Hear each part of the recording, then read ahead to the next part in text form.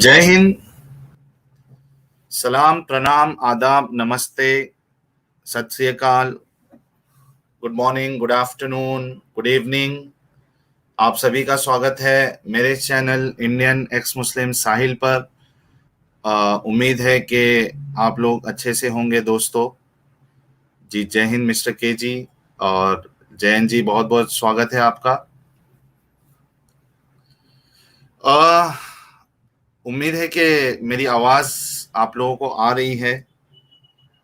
नमस्ते विकास पटेल जी, आदाब Shahanshah Khan ji, thank you Sukhdev Bishnoi ji and gamer area लिख रहे हैं भाई तुमसे डिबेट कैसे करें। तो गेमर एरिया ट्यूसडे को ओपन लाइव स्ट्रीम होगा इस मौजू पे कि क्या हजरत मोहम्मद साहब अपनी बीवियों के साथ इंसाफ करते थे। इस मौजू पे हम ओपन लाइव स्ट्रीम ट्यूसडे को रखने वाले हैं, तो आप तैयारी करके आइए ताकि आप मेरे साथ डिस्कशन कर सकते हैं। और कल की जो हमारी स्ट्रीम होने वाली है इस्लाम से इंसानियत तक एडम सीकर के साथ, तो उसका जो फर्स्ट पार्ट होगा उनकी दास्तान हम सुनेंगे।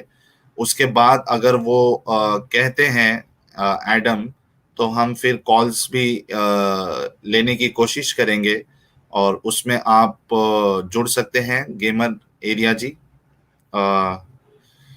शिव कुमार जी नमस्कार, शिव कुमार, प्रदीप जी नमस्कार, अशोक नमस्कार आपको भी, एवी अव्यय सिंह जी नमस्कार। गेमर एरिया जी कह रहे हैं ओके मेरे पास ऑलमोस्ट और आंसर है कुरान से रिलेटेड। जी बहुत अच्छा है कि आपके पास जवाब है, क्योंकि हम भी चाहते हैं कि कोई हमसे ऐसा कोई जुड़े जो हमारे सवालात का जवाब दे। Good evening Paras and Amit Thackeray ji. चलिए विदाउट डिले स्टार्ट करते हैं आज का जो हमारा एपिसोड है। आप सबसे रिक्वेस्ट है कि आप लोग वीडियो को लाइक कर दें और शेयर कर दें। निरंजन जी नमस्कार आपको भी।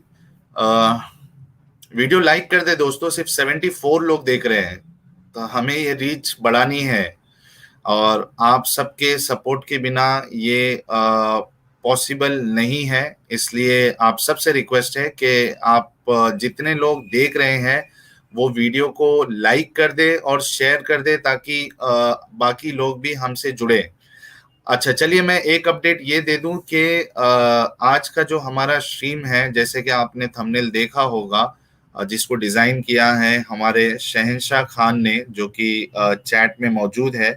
तो मैं उनका पहली बात तो शुक्रिया अदा करना चाहूंगा शहनशाह खान जी का, और आप सबसे रिक्वेस्ट है कि उनका चैनल भी आप सब्सक्राइब कर ले। तो जैसे कि आप लोगों ने स्ट्रीम थंबनेल देखा है, आज का जो हमारा एपिसोड है वो इस्लाम से इंसानियत तक का एक मुल्हिद की कहानी, और इसमें हमने फिर से इनवाइट किया है। जी चुलबुल जी भी आ चुके हैं और एक मस्त इंफॉर्मेशन लाए हैं कि 7 डिसलाइक्स ऑलरेडी। साहिल भाई बदनाम हुए तो क्या नाम ना होगा। चलिए डिसलाइक करने वाले डिसलाइक कर दीजिए, बहुत बहुत शुक्रिया डिसलाइक करने वालों का भी, क्योंकि अगर सभी लोग लाइक करते हैं तो फिर उसमें मजा ही क्या है। हमको सिर्फ चाहने वाले ही नहीं, हमको नहीं चाहने वाले लोग भी चाहिए।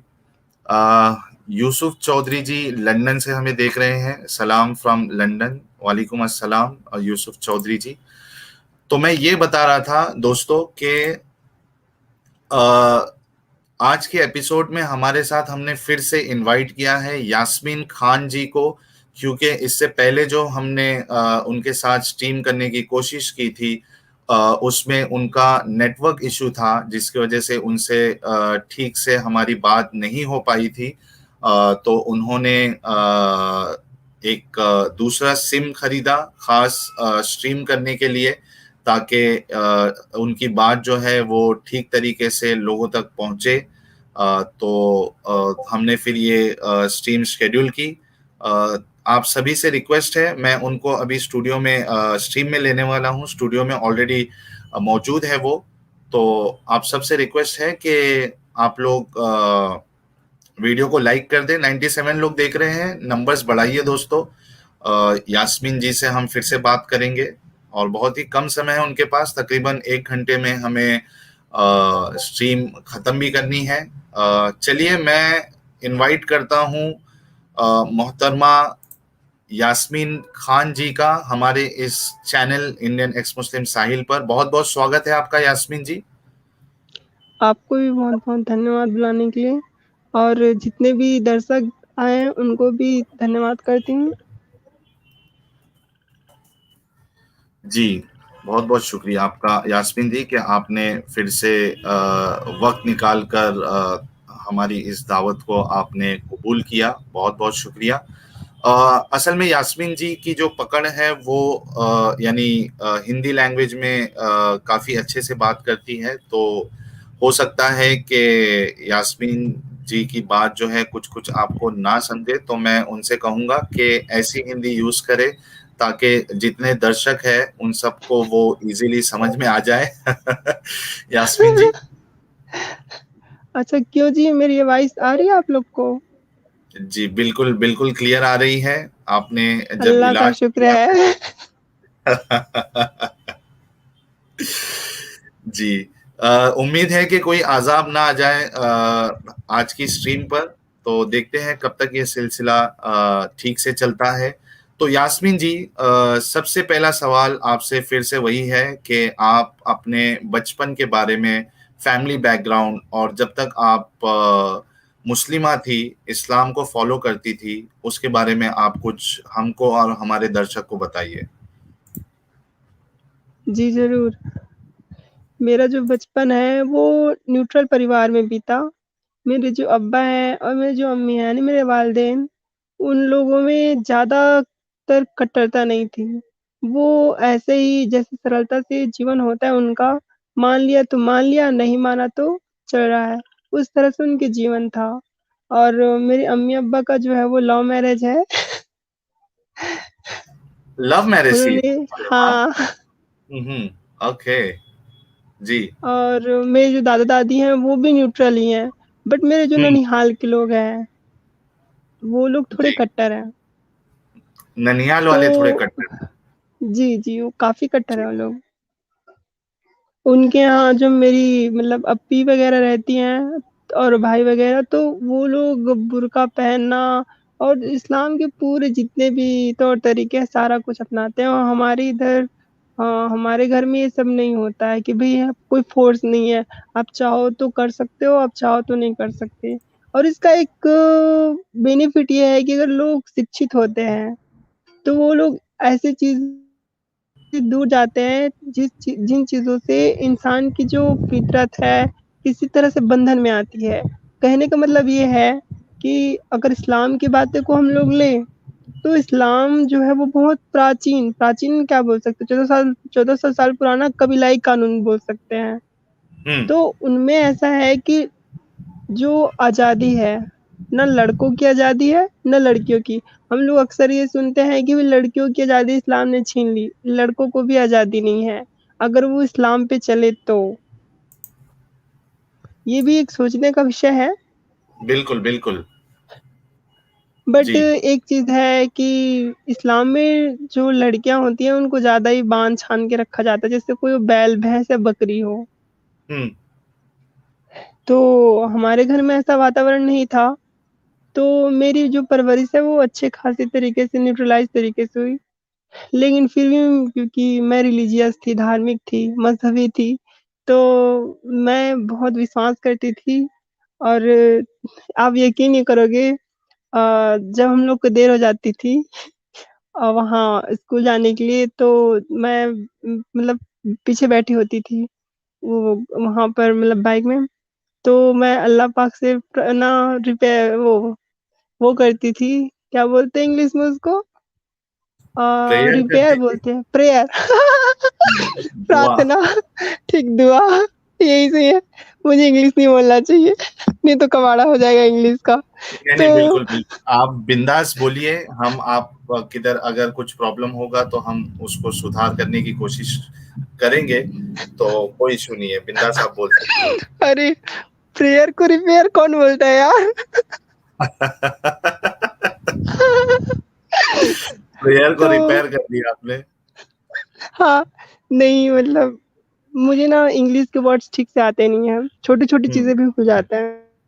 कोई मुश्किल नहीं, आप हिंदी वर्ड्स यूज करिए, कोई मुश्किल नहीं, जिसमें आप कंफर्टेबल है आप वो यूज करिए। अगर हाँ, तो हमारे बस दर्शक को कोई जी, वर्ड से अगर प्रॉब्लम यानी उनको समझ नहीं आया तो वो कमेंट में मेंशन, मैं उनसे रिक्वेस्ट करता हूं कि वो कमेंट में मेंशन कर दे, ताकि हम उसको जो है फिर आसान अल्फाज में या लफ्ज में आपको बता देंगे उसका मतलब क्या है। और एक चीज, वस्तुतः आप इससे हाँ, पहले कि आप जी। आगे बढ़े, शिव कुमार जी ने 40 रुपीज का सुपर स्टिकर भेजा है, thanks a lot Shiv Kumar ji, channel को सपोर्ट करने के लिए। और एक रिक्वेस्ट ये है कि यास्मीन जी का खुद का चैनल भी है, और मैंने उनके चैनल का लिंक पिछले बार भी पिन किया था कमेंट में, और आज भी मैंने उनके चैनल का लिंक कमेंट में पिन किया है। तो जितने लोगों ने अभी तक उनका चैनल सब्सक्राइब नहीं किया है, आप सबसे रिक्वेस्ट है कि आप लोग यास्मीन जी का चैनल सब्सक्राइब कर ले, ताकि उनकी हौसला अफजाई हो, और वो जो उनके पास नॉलेज है इस्लाम को लेकर, वो आप सभी के सामने उसको लेके आए। तो बहुत ज़रूरी होता है कि हम इस तरीके के मूवमेंट में जितने लोग आते हैं उनको सपोर्ट करें। तो जितने लोग इस वीडियो को देख रहे हैं और उन्होंने अगर अभी तक यास्मीन जी का चैनल सब्सक्राइब नहीं किया है, तो प्लीज़ प्लीज़ प्लीज़ आप चैनल सब्सक्राइब कर ले। चलिए यास्मीन जी, आप आगे बढ़िए, और जितने दर्शक जो अभी जुड़े हैं उन सबको सलाम, प्रणाम, नमस्ते। जितने भी लोग अभी जुड़े हैं मैं उनका स्वागत करता हूं, आप सभी को सलाम और मेरा प्रणाम है, और नमस्ते आप सभी को।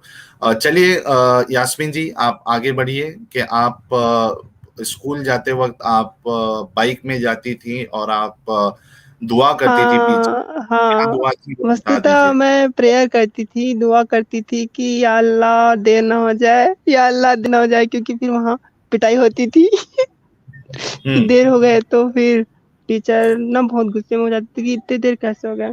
तो मतलब इतनी मैं आस्तिक थी, रिलीजन को फॉलो करती थी कि छोटी-छोटी चीज़ों के लिए भी खुदाबंद आलम को याद करती थी।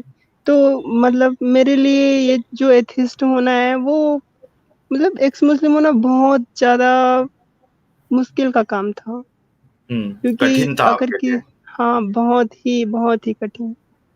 हम्म, क्योंकि कोई कोई भी इंसान किसी चीज़ को प्रॉपरली मान रहा है और मतलब जब मैंने इन लोगों के वीडियोज़ को देखना भी शुरू किया था, तब तो मुझे बहुत गुस्सा आता था और मैं उनको मतलब ना दुआ करती थी अल्लाह पाक से कि इनको नेस्तनाबूद कर दो।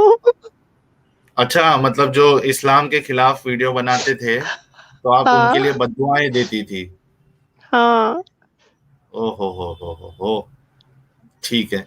हाँ, फिर आगे आगे चलिए, दास्तान को अपनी कंटिन्यू करिए, उसके बाद फिर क्या हुआ, यानी कैसे क्या कुछ हुआ, सब बताइए सभी दर्शकों हाँ, को। तो समय के साथ-साथ बहुत सारी चीज़ें हम ऑब्ज़र्व करने लगे, मतलब महसूस करने लगे। देखे कि हमारे आस-पास क्या हो रहा है। उस समय ये 3 तलाक और वो जब हम ये मतलब इतने बड़े हो चुके थे कि सही-गलत का फ़ैसला ले सकते थे और समझ सकते थे। तो ये जो हम्म 3 तलाक का जो समय था वो 2014 या 15 में ये ज़्यादा उठा था ना? बैन कब हुआ था 3 तलाक?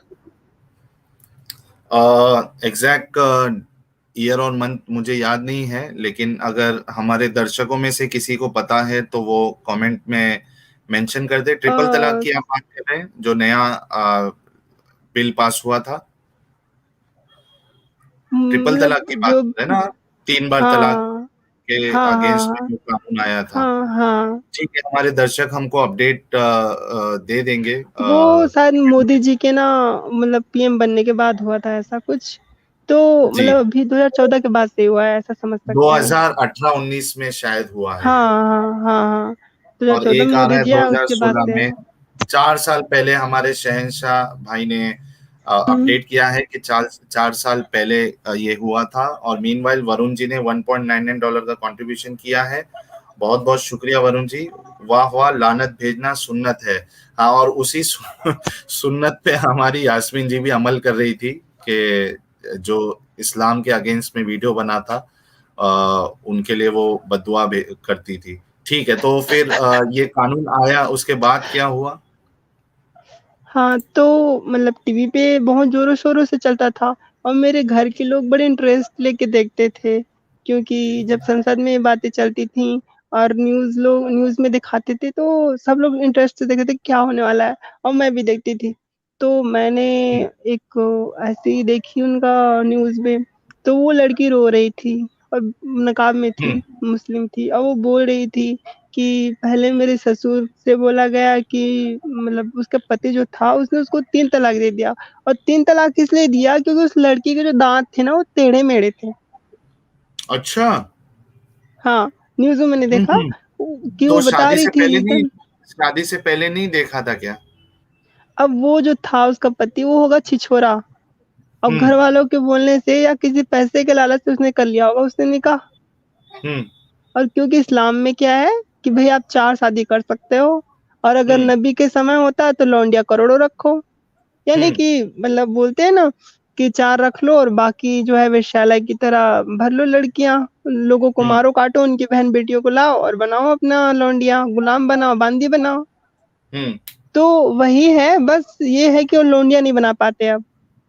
हुँ। तो वो अब लड़की मौका नहीं बता है रही वैसा। थी, हाँ, वो लड़की बता रही थी कि भई मतलब मेरे दाँत टेढ़े-मेढ़े थे, तो मेरे हस्बैंड ने शादी के बाद मतलब पहले मैं जब शादी करके गई थी तब से मुझे पसंद नहीं करते थे, बाद में उन्होंने 3 तलाक दे दिया। और जब हुँ, वापस से उनके साथ वो रहने के लिए मतलब मतलब घरवालों ने समझाया, तो बोले कि हाँ, भई रह लेंगे करके। तो जब वो मतलब रहने के लिए बोले, तो उनकी एक शर्त ये थी कि हमारा जो बाप है, ससुर है उस लड़की का, उसके साथ हलाला करो। और उसके बाद जब ससुर से हलाला हो गया तो फिर 3 तलाक दे दिया, फिर बोले देवर से हलाला करो फिर होगा, यानी लड़की के 2-3 बार ऐसे हलाला हुआ। तो वो बोल रही थी 3 तलाक खत्म होना चाहिए, और ये बात आप यूट्यूब पे सर्च करोगे तो उसकी बयान भी मिलेंगे, और ये तो बहुत छा गया था उस समय। और मतलब जो इस्लाम को सही समझता है, और ये चीज़ सूरह निसा में है ये आयत हलाला वाली। तो ऐसा खुदा जो ऐसी सूरह हरकतें बकरा करवाता में हो। है। सूरह बकरा में है? बकरा में। जी, सूरह बकरा में सूरह नंबर 2 आयत नंबर 230 में डिस्क्रिप्शन में पूरा दिया गया है। ये कुत्ता कहाँ से भौंक रहा है? किसके ऊपर भौंक रहा है? ये अल्लाह पाक ने भेज दिए हैं बचाने के लिए। नहीं तो वहाँ रहमत के फरिश्ते नहीं आएँगे ना। अच्छी बात है कि रहमत के फरिश्ते नहीं आएँगे उधर। अरे शैतान हमारे साथ है फिर तो।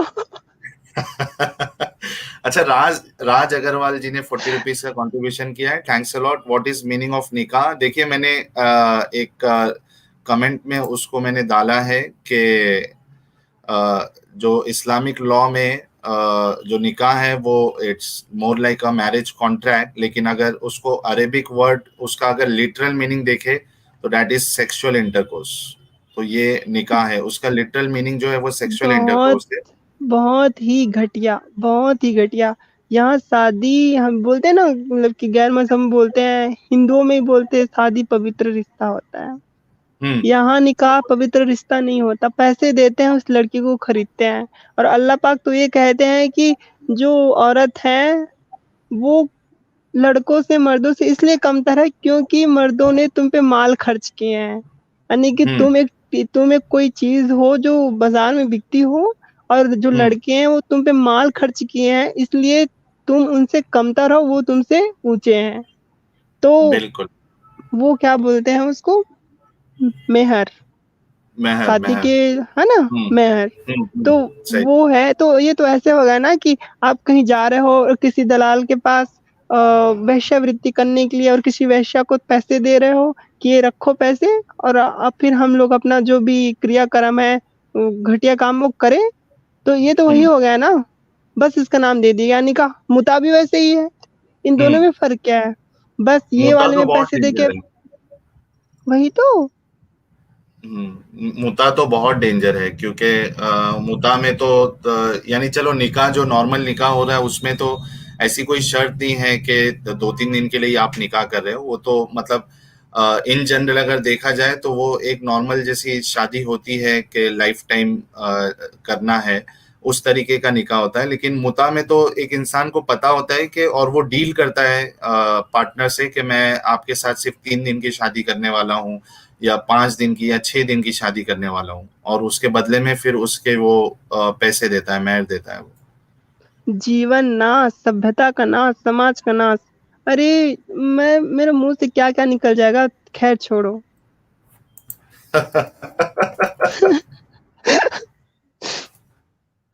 अच्छा, इसमें ये आर्यन सिंह जी कह रहे हैं कि हलाला में सेक्स भी होता है ना, जरा स्पष्ट हाँ या ना में बताएं। बिल्कुल, उसकी कंडीशन ये है कि अगर आप यानी आपका डिवोर्स हो गया है अपने वाइफ के साथ, ठीक है, तीसरी बार वाला जो डिवोर्स होता है, अगर वो हो चुका है तो उसके बाद अगर उसको दोबारा अपने पहले वाले शौहर के पास आना है तो उसको किसी और से निकाह करना पड़ेगा, और उसके बाद उसके साथ सेक्स भी होना ज़रूरी है। उसके बाद अगर वो तलाक देता है तो फिर ये अपने पहले शौहर के पास वापस आ सकती है। तो इंटरकोर्स जो है, सेक्सुअल इंटरकोर्स, ये कंपलसरी है।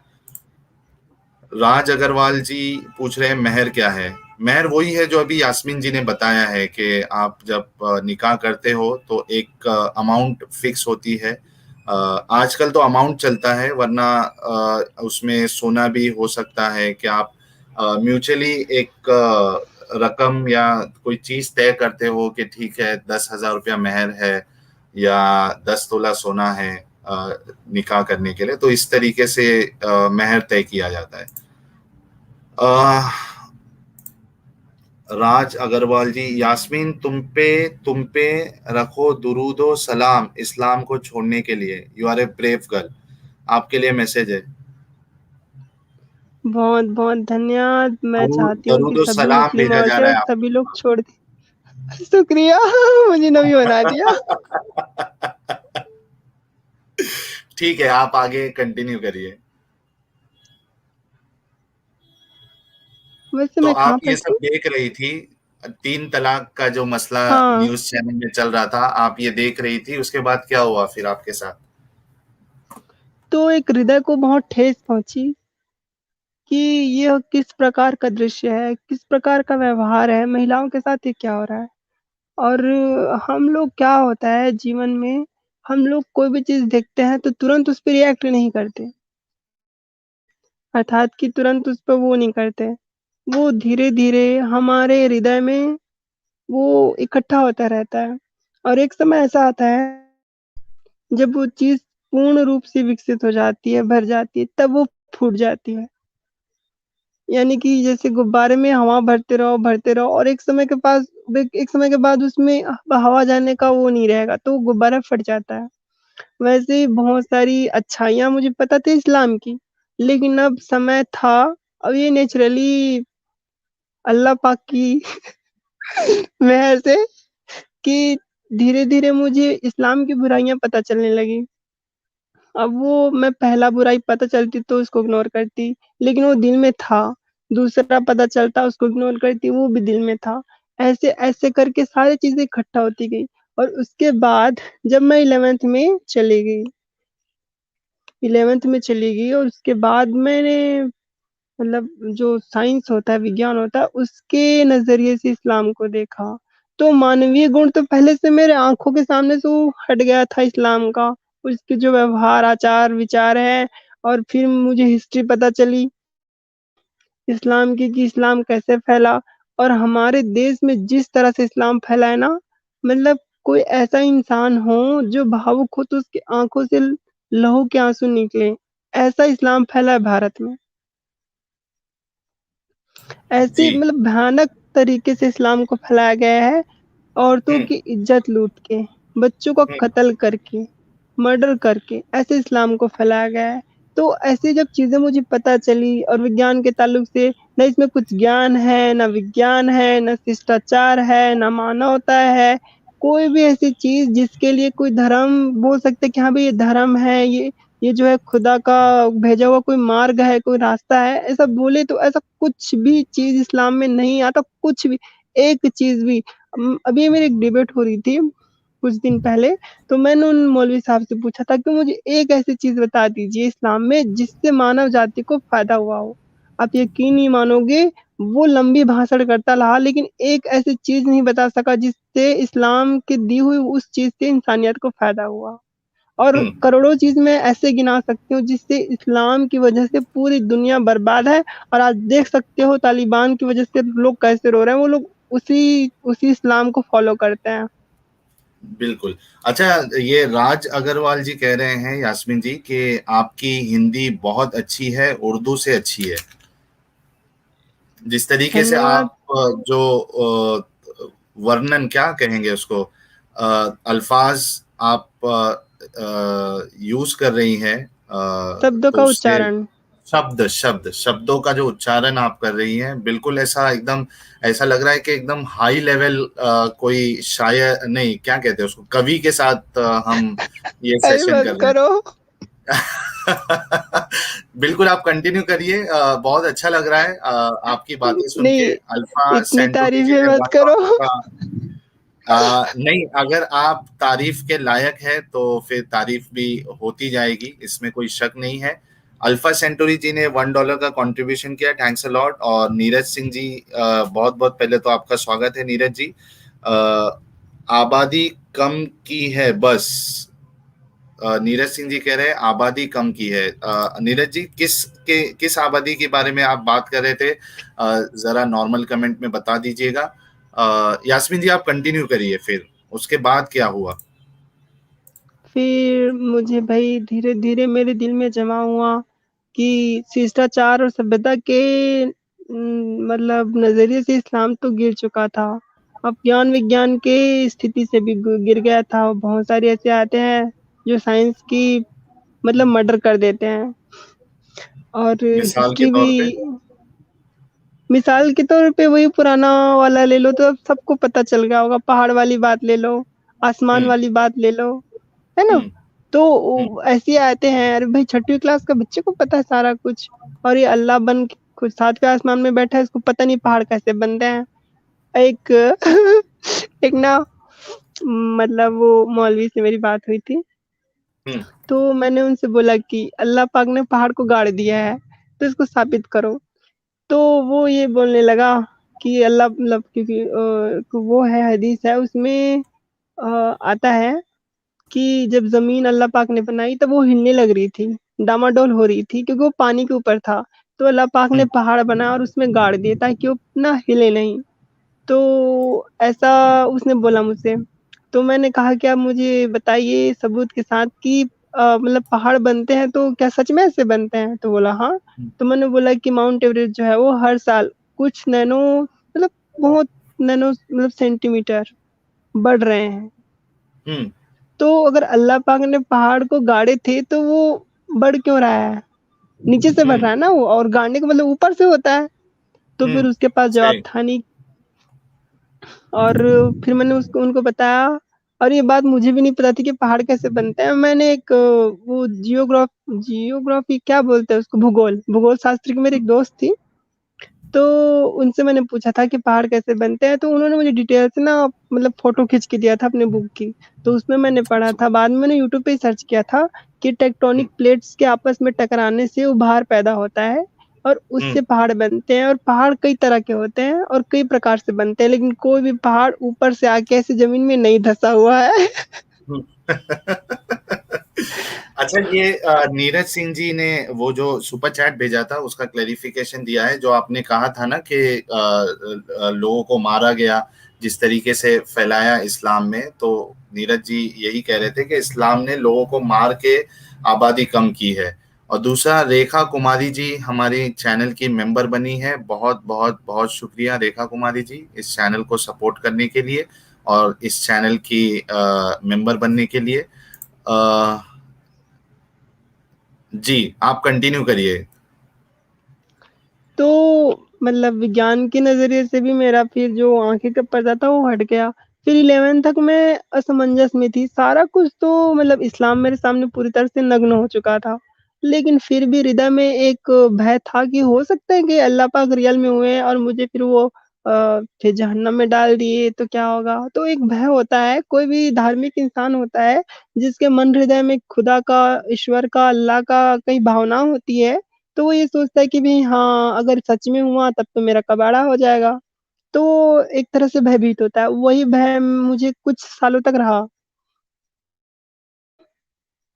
और उसके बाद समय के साथ-साथ मेरे मन में दृढ़ता आई कि नहीं, ऐसे बेवकूफ़ाना क्या बातें करने आई? वाला दृढ़ता, अच्छा, दृढ़ता, हाँ, ठीक है। मजबूती हुँ, मजबूती। ठीक है। तो मेरे मन में मजबूती आई, दृढ़ता आई कि हाँ भई, जो ऐसी जाहिलों वाली बात कर सकता है, वो दुनिया कैसे बना सकता है? हुँ, मतलब मतलब अब मैं क्या बताऊँ कि खुद सोचो आप, जिसको ना पहाड़ का पता, नदी का पता, ना आसमान का पता, ना दुनियादारी का पता, कुछ भी नहीं पता है, वो दुनिया बना सकता है क्या? हुँ, किसी सही। एक कुम्हार से जो मटका बनाता हो, उससे पूछो हुँ, भाई कि आप मटके कैसे बनाते हो? वो बहुत हुँ, बढ़िया तरीके से बताएगा कि मिट्टी को गूँथते हैं, चाक पे रखते हैं, गोल बनाते हैं, भट्टी में गरम करते हैं, फिर मटका बनता है, उससे ठंडी-ठंडी पानी पीते हैं। हुँ, क्योंकि वो बिल्कुल। असल में कुम्हार है तो बढ़िया तरीके से वो प्रोसेस बता सकता है। अब कोई झूठा इंसान है उससे पूछो वो अपने आप को कुम्हार बोलता होगा। हम बोले कि भई आप मटका कैसे बनाते हो? वो बोले हम लकड़ी के बनाते हैं, उसमें छेद कर देते हैं, पानी डालते हैं, फिर ठंडा पानी पियो। हाँ। बड़ी ज़बरदस्त मिसाल दी आपने। वैसे ही अल्लाह है। जी। ज़मीन के हुँ, बारे में बोलेंगे फ्लैट है, यानी कि हुँ, ऐसे बिछी हुई है। आसमान के बोले तो हम तो दर्जे बनाए हुए हैं। पहाड़ों हुँ, को बोले हमने गाड़े हुए हैं। तो ये वही हुँ। झूठा कुम्हार है जो लकड़ी का मटका बना के छेद करके ठंडा पानी पी रहा है।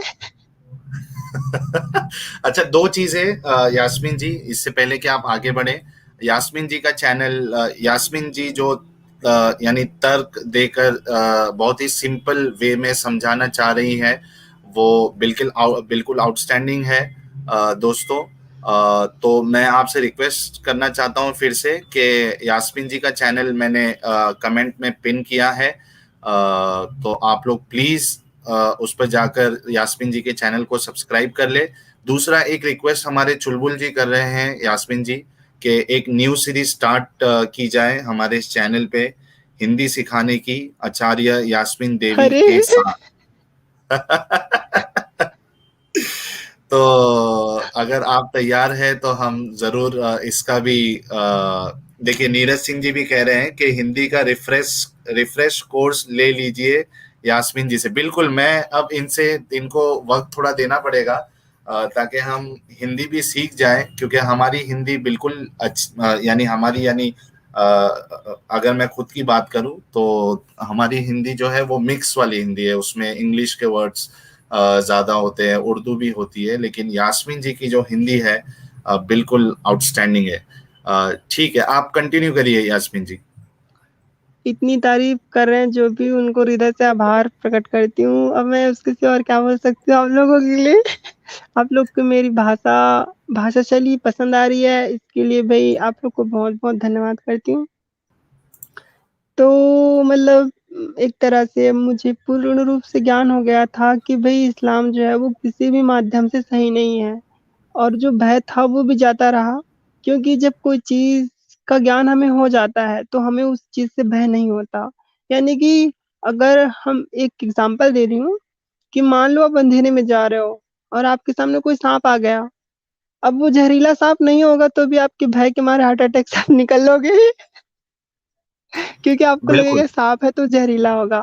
लेकिन आपको अगर हम्म, इस चीज़ का ज्ञान है कि वो साँप जो है वो पिटपिटिया है या फिर दूध का नाग है, मतलब बहुत सारे साँप के प्रकार होते हैं जिसमें ज़हरीले भी होते हैं और विषहीन नाग भी होते हैं, सर्प होते हैं। हम्म, तो अब आपको पता होगा तो अगर आप वो विषहीन साँप को भी देखोगे या विषाक्त जो जिसके पास विष होता है ज़हरीला और जिसके पास ज़हर नहीं होता, उसको भी देखोगे तो आप डरोगे नहीं कि हाँ, ज़हरीला साँप है, तो आपके पास इल्म है, ज्ञान है, तो आप उससे बच के निकलोगे। हाँ, भई ऐसा-ऐसा करके बच सकते हैं। और अगर ज जहरहीन है, विषहीन है, तो आप उससे डरोगे नहीं कि हाँ भई ये तो कुछ नहीं करेगा, तो उसके आगे से निकल लोगे।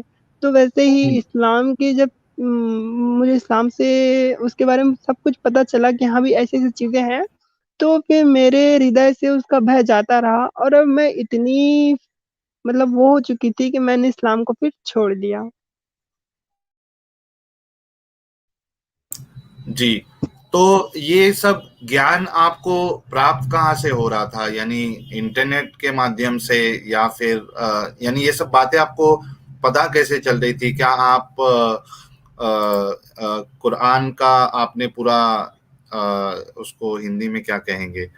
यानी शुरू से अनुवाद। हाँ, अनुवाद आपने पूरा पढ़ा है लास्ट तक। आपको पता कैसे चल रहा हाँ। था कि इस्लाम में ये सब प्रॉब्लम्स है? और उसको आपने कंफर्म कैसे किया कि यार हो सकता है कि लोग जो बोल रहे हैं वो गलत बोल रहे हैं, वाकई में ऐसा नहीं है, सिर्फ नाम बदनाम करने के लिए कहा जा रहा है। तो आपको ये सब ज्ञान आया कहाँ से और आपने इसको कंफर्म कैसे किया? और तीसरी चीज कि आपको ये जब चीजें दिखाई दी कि वाकई में ये कुरान में या हदीस में है, तो क्या आपने इसको क्लेरिफाई करने के लिए कोई उलमा से, कोई आलिम से आपने राब्ता किया और उनसे ये सब चीजें डिस्कस की कि ऐसे-ऐसे डाउट्स मुझे आ रहे हैं, इसका कोई वैलिड आंसर है या नहीं है? थोड़ा इस बारे में भी बताइए आप। हाँ, ये इस्लाम के बारे में जितने भी मतलब कि जो जेनेसिस है, उत्पत्ति है, दुनिया कैसे बनी, अल्लाह पाक ने क्या-क्या करके बनाया मतलब इस्लाम में है कि अल्लाह पाक ने सबसे पहले कलम बनाया और कलम बना कर के उसको हुक्म दिया कि भई लिख दे जो चीज़ भी तुझे लिखना है करके। तो उसने लौहे महफूज़ की किताब थी, वहाँ सारा कुछ लिख दिया।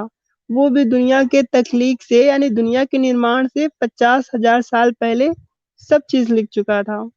तो ये जितनी भी बातें हैं इस्लाम की तो वो मुझे दादी से, अम्मी से वो लोग बातें करते कभी-कभी, उतना रिलीजियस नहीं था लेकिन उनको भी इल्म था, उनके जो बुज़ुर्ग थे उन्होंने भी उनको ऐसे पीढ़ी दर पीढ़ी जो होती है नॉलेज ट्रांसफ़र होती है मतलब परिवर्तित होती है इधर से इधर ऐसे, तो उनसे भी मुझे सुनने को मिला।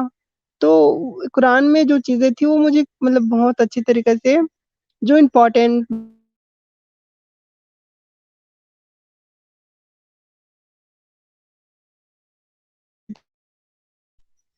जो सबसे अच्छा माध्यम था यूट्यूब। यूट्यूब सबसे अच्छा माध्यम था जिसने मुझे बहुत अच्छे तरीके से इस चीज़ के लिए संतुष्ट किया और उस समय ज़्यादा एक्स मुस्लिम नहीं थे, कुछ थे और वो बहुत ही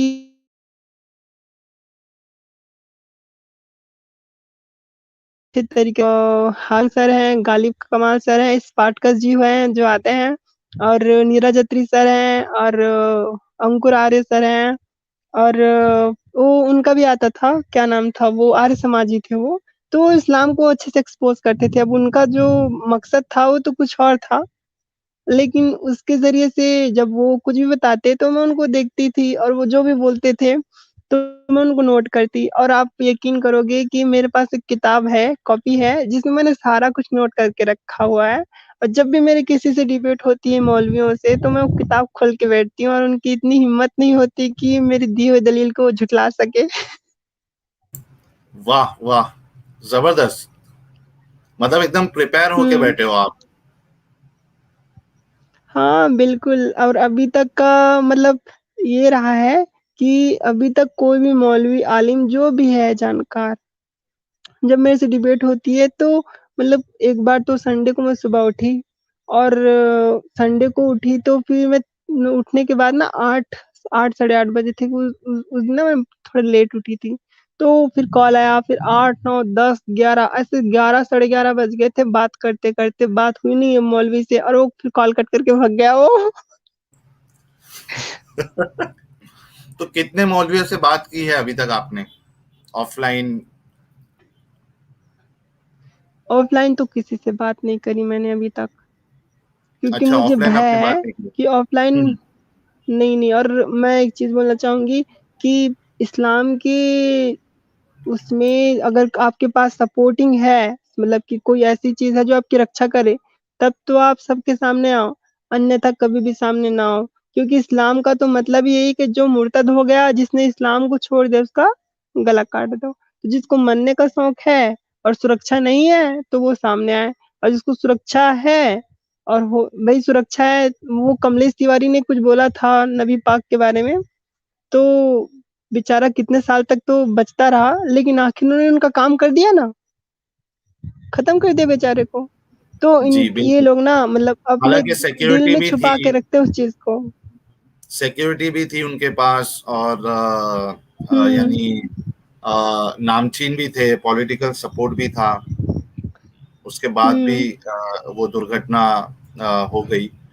अच्छा, मैं सभी लोगों से बताओ। रिक्वेस्ट करना चाहूँगा, सभी दोस्तों से कि 360 लोग हमें देख रहे हैं। आप सबसे रिक्वेस्ट है कि आप वीडियो को लाइक कर दें, कम से कम 500 क्रॉस तो होना ही चाहिए। यास्मीन जी की जो दास्तान है, वो और लोगों तक भी पहुँचना चाहिए। तो जितने लोगों ने अभी तक वीडियो को लाइक नहीं किया है, आप लोग लाइक कर दें, शेयर कर दें और यास्मीन जी के चैनल को भी आप लोग सब्सक्राइब कर लें। और एन पोर जी ने 100 रुपीज का कंट्रीब्यूशन किया है, थैंक्स अ लॉट। ये लिख रहे हैं, तलाक से पछतावा और दर्द जिल्लत हो, इसके लिए औरत को पराये मर्द के पास सोना होता है। आदमी को पराये मर्द के साथ सुला देना चाहिए, दर्द जिल्लत समझ जाएगा। क्या कहना चाहेंगे यास्मीन जी आप? सही है। मैं क्या बोलूँ? अच्छा, इसमें मैंने एक वीडियो भी बनाया था हलाले के ऊपर कि क्या हलाला जो है वो मर्द के लिए सजा है। यानी हमारे जो मोमिन भाई है वो ये इस तरीके से कहना चाहते हैं कि चूंकि तलाक जो है ये बहुत सेंसिटिव मसला है, तो कोई भी इंसान अगर अपनी बीवी को तलाक देता है तो उसको बहुत सोच समझ के देना चाहिए। और इसके बाद अगर वो बिना सोचे समझे तलाक दे देता है और उसके बाद अगर उसको उसकी बीवी वापिस चाहिए, तो हलाला जो है ये मर्द के लिए सजा है। मुझे ये समझ में नहीं आती है कि मर्द के लिए कैसे सजा है ये तो आप अपनी वाइफ को सजा दे रहे हो। अगर आपको वाकई में मर्द को सजा देनी होती तो मर्द को किसी मर्द के साथ सुलह देना चाहिए था, तब सजा समझ में अरे! भी आती। ये क्या सज़ा है, हाँ? मतलब तुम उस औरत को तलाक दे रहे हो, जब तुम तलाक दे रहे हो तो तुम्हारे हृदय में कितना प्रेम है उस औरत के लिए जिसको तुम तलाक दे रहे हो। और फिर जब उसका हलाला होता है तो बोलते हैं कि मर्द के लिए सज़ा है। अरे! वो तो ये चाहता है कि उसके बाप के साथ, उसके भाई के साथ, उसके पूरे खानदान के साथ वो लड़की सोए। वो उसका सब पूरा खानदान के लोग जो है उसका हलाला करें। वो लोग ये चाहते हैं।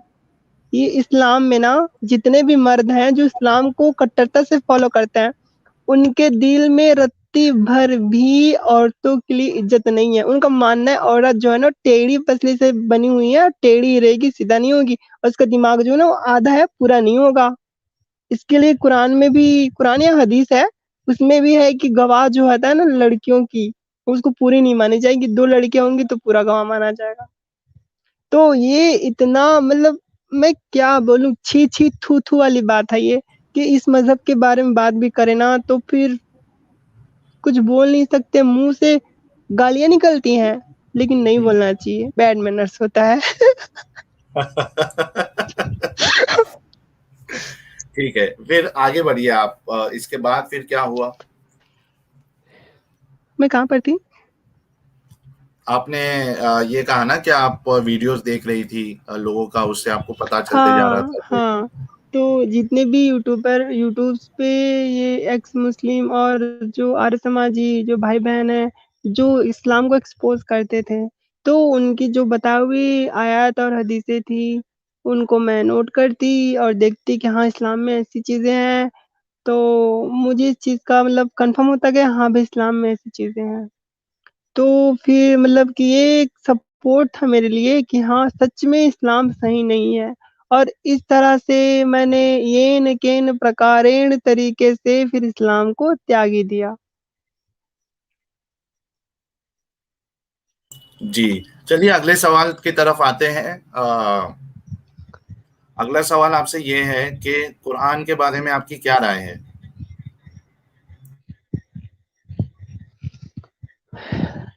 कुरान एक ऐसी किताब है, जो एक किताब होने के बाद भी पूरी दुनिया को जला रहा है। हर तरीके से दुनिया को बर्बाद कर दिया। कुरान की वजह से ही दुनिया में एक जो लड़ाई झगड़ा है वो पैदा हुआ है। कुरान में लिखा है कि मोमिनों के जो दुश्मन है वो नसारा है। नसारा बोलते हैं ईसाइयों को। कुरान में ही लिखा है कि मोमिनों के दुश्मन जो यहूदी हैं वो भी आखिरत तक के लिए वो उसके दुश्मन है। काफिर जो है उनसे दोस्ती ना करो, वो आपके दुश्मन है क़यामत तक के लिए। अब एक चीज़, एक मुस्लिम है, मान लो कोई मुस्लिम है और वो कुरान पे मतलब पूर्ण रूप से अपना उस पे अकीदा रखता है, वो चाहता है वो पूरी तरह से इस्लाम पे काबिज़ है, मतलब उसको पूरा फ़ॉलो करता है। अब वो किससे दोस्ती करे? वो हिंदू मोहल्ले में रहता है, किसी हिंदू से दोस्ती नहीं कर सकता, ईसाई से दोस्ती नहीं कर सकता, यहूदियों से दोस्ती नहीं कर सकता, उसका अल्लाह नाराज़ हो जाएगा।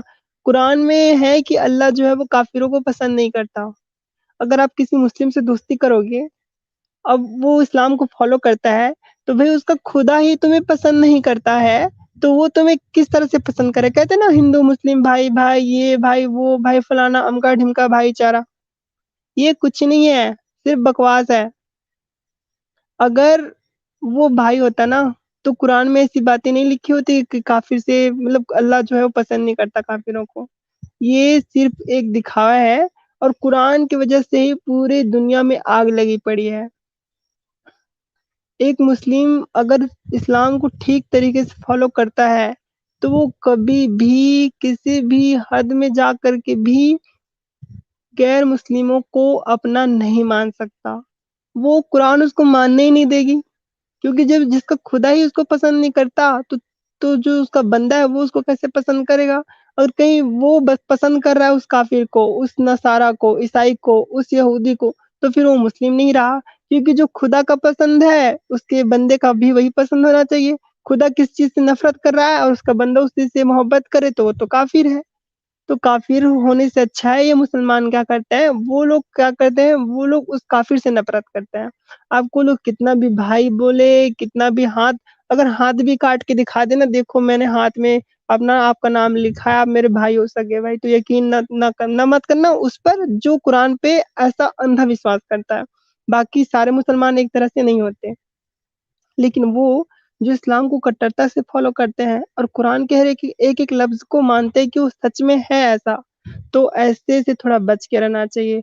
और इसी वज़ह से मुझे लगता है कि दुनिया में जितने भी ऐसी चीज़ें कत्लेआम, खून-खराबा जो भी है, वो इस्लाम की देन है, कुरान की देन है। तो मेरे हिसाब से कुरान एक सही किताब नहीं है। जी, बिल्कुल। यानी अगर कोई वाक़ई में कुरान को फ़ॉलो करेगा तो उसके लिए ये बिल्कुल मुमकिन नहीं है कि वो कोई गैर मुस्लिम से, काफ़िर से वो दोस्ती बनाए रखे। अगर वो वैसा करता है तो वो अल्लाह के अगेंस्ट में जा रहा है। अल्लाह की जो चाहत है, उसके अगेंस्ट में वो जा रहा है। यही कहना क्यों चाह जी रही हैं ना आप आप? मुझे एक बात हाँ, क्यों जी आप मुझे एक बात बताएँ, 2002 का जो गुजरात का दंगा सबको याद है, लेकिन गोधरा के ट्रेन में क्या हुआ था किसी को याद है क्या? ये हुँ, अभी कश्मीर में जो इंडियन आर्मी कर रही है, यानी कि जो आतंकवादी हैं उनको मार रही है, वो तो सबको दिखाई दे रहा है कि हाँ, हाँ।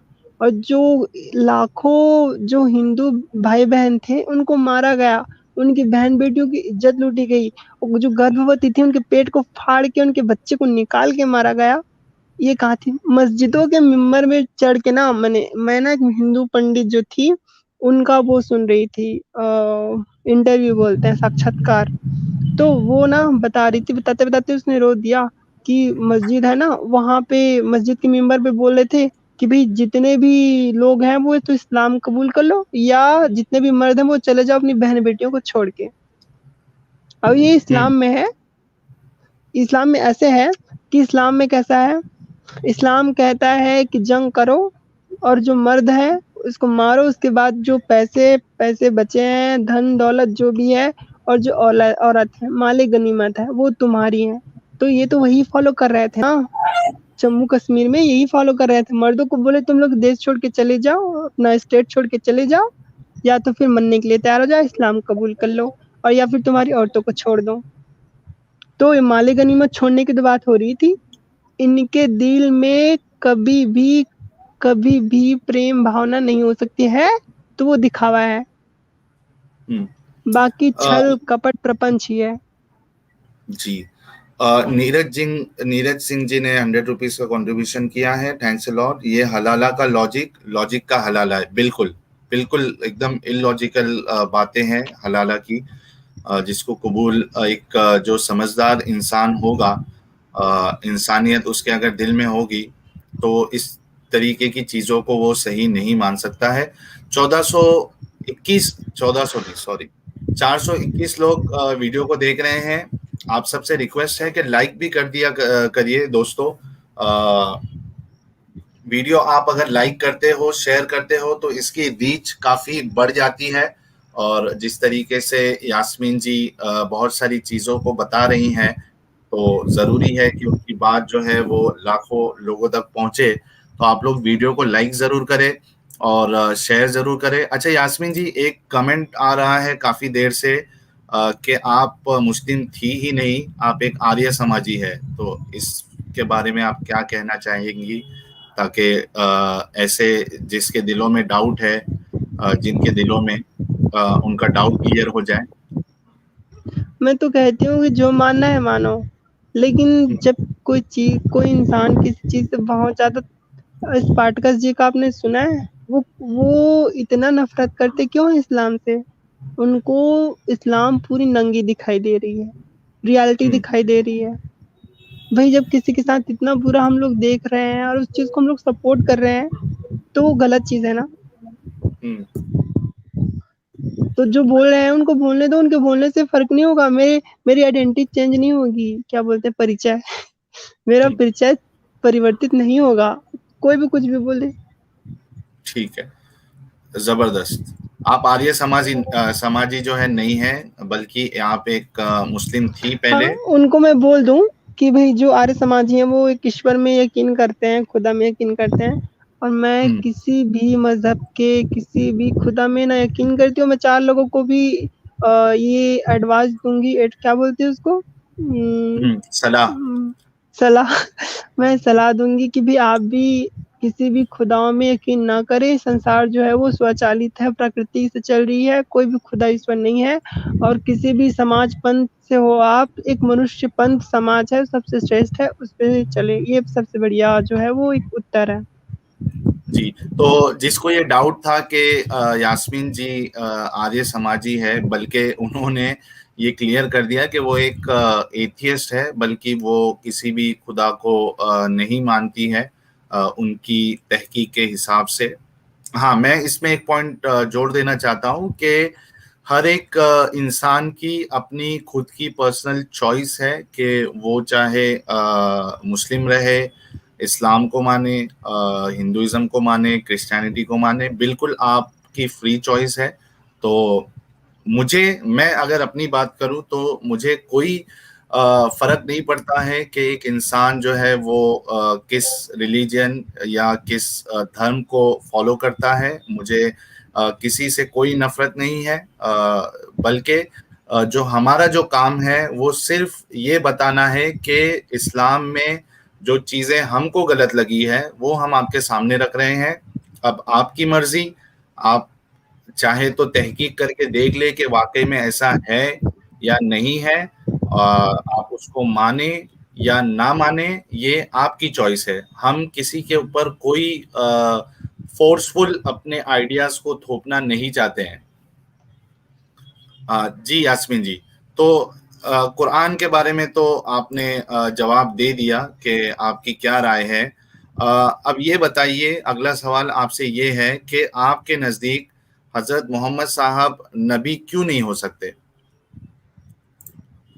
उनकी जो बातें हैं, अ, यास्मीन जी ड्रॉप हो चुकी है स्टूडियो से, शायद इंटरनेट कनेक्शन उनका ड्रॉप हो गया है, कुछ कनेक्टिविटी इशू है। लेकिन हम इंतज़ार करेंगे उनका, उनके फिर से जुड़ने का हम इंतज़ार करेंगे। बहुत ही ज़बरदस्त तरीके से यास्मीन जी ने अपना पॉइंट अभी तक रखा इस्लाम को लेकर।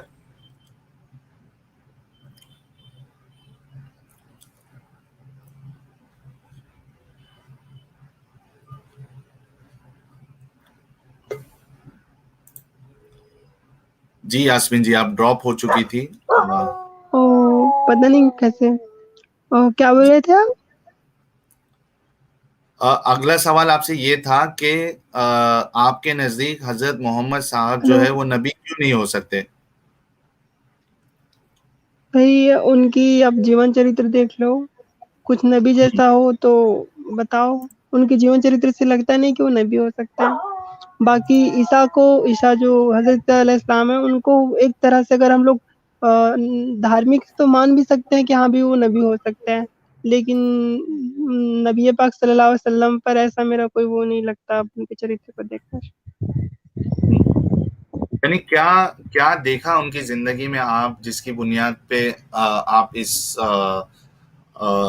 यानी इस मोड़ पे पहुंची है कि आप यानी 12th तक, जैसा लास्ट स्ट्रीम में आपने बताया था, 12th स्टैंडर्ड तक आप इस्लाम को फॉलो करती थी। तो जाहिर सी बात है कि इस्लाम को फॉलो करने के लिए मोहम्मद साहब से मोहब्बत और उनको मानना मानना जो है वो लाजिम हो जाता है। तो क्या उनके चरित्र में, या आप उनकी जो जीवनी थी, अगर मैं सही हिंदी का उच्चारण कर हाँ, रहा सही हूँ, हिंदी का उच्चारण कर रहे हो आप।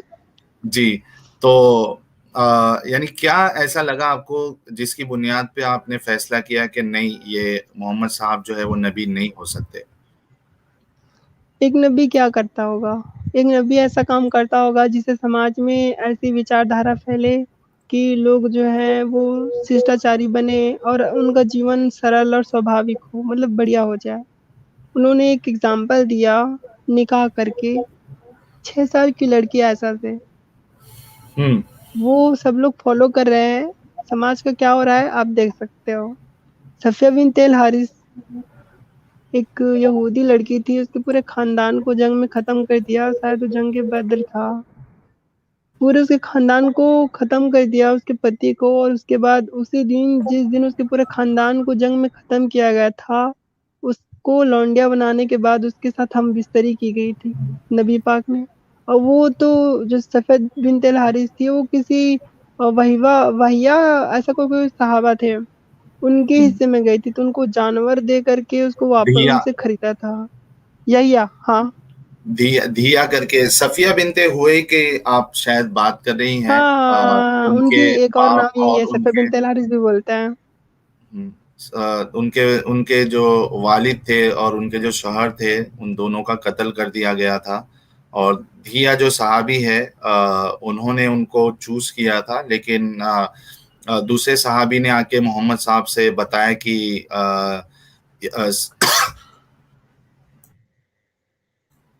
सॉरी, सफिया जो है वो आप उसको ज्यादा डिजर्व करते हो, क्योंकि सफिया खूबसूरत भी थी और सरदार की बेटी भी थी। तो फिर मोहम्मद साहब ने उस सहाबी को बुलाया, धिया को, और उनसे कहा कि आप किसी और स्लेव को ले लीजिए। और फिर मोहम्मद साहब ने सफिया को अपने लिए चूज किया था। तो कोई भी नबी का ऐसा चरित्र हो तो हम उसे कितना पसंद करें। हम्म, बिल्कुल। तो अच्छा, ये हाँ, तो हाँ जी। जी, 1 मिनट दीजिएगा सिर्फ। अकेंद्र जायसवाल जी ने 200 रुपीज का कंट्रीब्यूशन किया, थैंक्स अ लॉट। यास्मीन जी, आपने जफर भाई के साथ जो बादलों की पिटाई की हदीस के बारे में डिस्कस किया था, उसको मैंने बहुत इंजॉय किया। प्लीज साहिल भाई के साथ प्लीज इसको रिपीट कीजिए। आपने कोई स्ट्रीम की थी शायद जफर भाई के साथ, और बहुत सारी शायद आपने बातें बताई थी। तो हमारे जो ये दर्शक हैं अकेंद्र जी, उनको वो बहुत अच्छी लगी थी, और वो चाहते हैं कि आप हमारे इस चैनल पर आकर उन बातों को फिर से हमारे दर्शक को भी बताएं। हाँ, ज़रूर मौका मिलेगा तो दिखा देंगे। जी। अभी के लिए अच्छा, आप अपने अल्फाजों में ही आप लोगों को रिक्वेस्ट करिए, हिंदी में क्या कहेंगे उसको, रिक्वेस्ट को आप इन उनसे अ, आग्रह कीजिए कि आपके चैनल को वो सब्सक्राइब कर ले।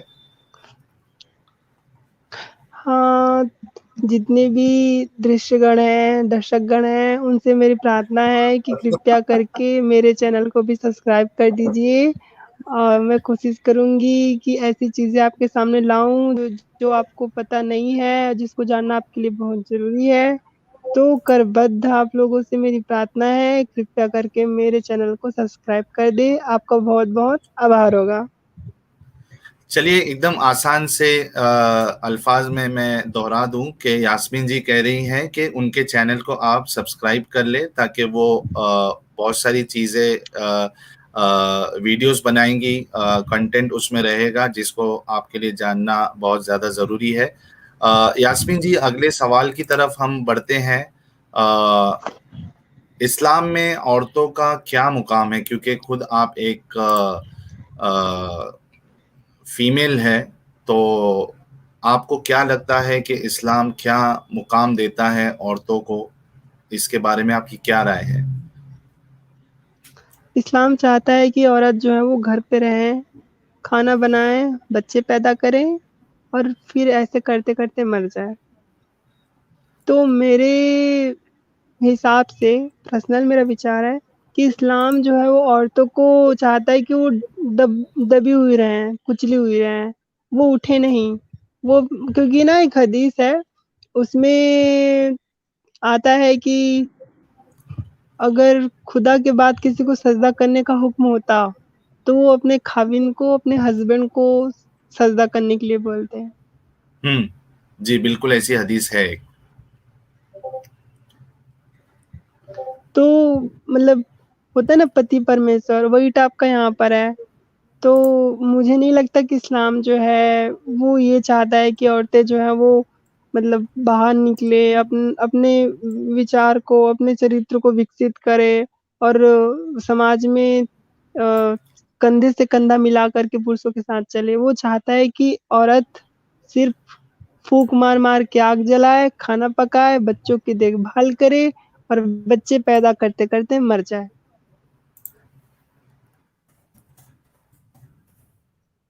जी बिल्कुल।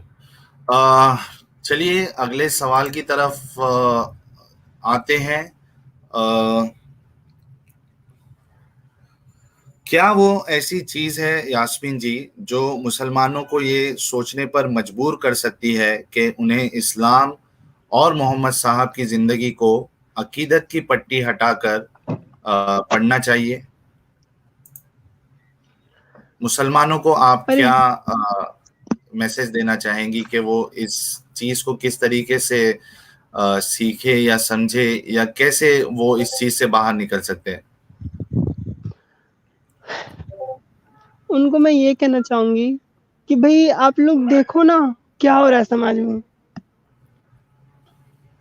क्या हो रहा है समाज में हर तरीके से इस्लाम पे ब्लेम लग रहा है और वो लोग जानबूझ के नहीं लगा रहे हैं। वो चीज़ जिसकी वज़ह से उसको ब्लेम लग रहा है, वो इस्लाम में ही है। अब बच्चे के साथ गलत वो कर रहे हो, गलत काम कर रहे हो, वो सारा का सारा नबी का दिया हुआ। 6 साल की लड़की के साथ किया हुआ है। विधवाओं के साथ रेप हो जाता है, वो किसका दिया हुआ है। लोग अपने आप को अल्लाह को अकबर करके बम में फोड़ लेते हैं, वो किसका दिया हुआ है। मतलब पूरा जो सामाजिक नियम है, कोई भी और ये जो नफ़रत है, पूरे मतलब हिंदू, मुस्लिम, सिख से हम लोग ये सोचते हैं कि भाई हमारा जो देश है, वो इतने सारे रंग-बिरंगे मज़हब हैं, एक साथ हम लोग भाईचारा, प्रेम के साथ रहें और एक इंसान के मन में ये है कि ये काफ़िर है, ये काफ़िर है, ये काफ़िर है, ये काफ़िर है। सब एक काफ़िर एक साथ हो और बम से अपने आप को उड़ा दे, तो सारे काफ़िर एक साथ निकल ले और वो जन्नत चला जाए। तो ये जो थॉट्स हैं, ये जो एक-दूसरे के नफ़रत की जो भावनाएँ हैं, वो तो इन्हीं का दिया हुआ है ना। तो वो लोग जब कुरान पढ़ते हैं, तो काफ़िरों के बारे में कुरान क्या बोल रहा है? नसारों के बारे में कुरान क्या बोल रहा है, यहूद के बारे में कुरान क्या बोल रहा है, वो उसको पढ़े समझे, ये नफ़रत कौन फैला रहा है हम्म। और फिर वो निर्णय ले कि क्या इस चीज़ को फ़ॉलो करने से उनकी ज़िंदगी बेहतर हो रही है। इंसान को चाहिए कि अगर उसको वो प्राचीन से प्राचीन मज़हब हो, प्राचीन से प्राचीन पंथ हो, प्राचीन से प्राचीन उसके परिवार की परंपराएँ हों, जिसके कारण वो उसके जो जीवन है वो बर्बाद हो रहा है, या गलत ट्रैक पे जा रहा है, गलत रास्ते पे जा रहा है। तो वो उस चीज़ को परिवर्तित करके उसको सही रास्ते पे ले आए और अगर उचित है तो उसको वो छोड़ दे। तो मुसलमानों को चाहिए जितने भी मतलब इसको फ़ॉलो करते हैं वो देखें कुरान को, हदीस को, इसमें क्या सही है, क्या गलत है वो देख सकते हैं। हमारे पास ऐसा नहीं है कि अब मौलवी से पूछेंगे तो मौलवी साहब ही बताएँगे। मौलवी साहब जो-जो बताएँगे वो सारा कुछ आज यूट्यूब पर, गूगल पर सब पे मुहैया है, सारी चीज़ें हैं हमारे पास। वो देखें, समझें और फिर निर्णय करें कि वो खुद समझ जाएँगे हाँ, ये गलत है, ये सही है। तो मैं तो चाहती हूँ मैंने उनके बुद्धि पर ये चीज़ छोड़ दिया है।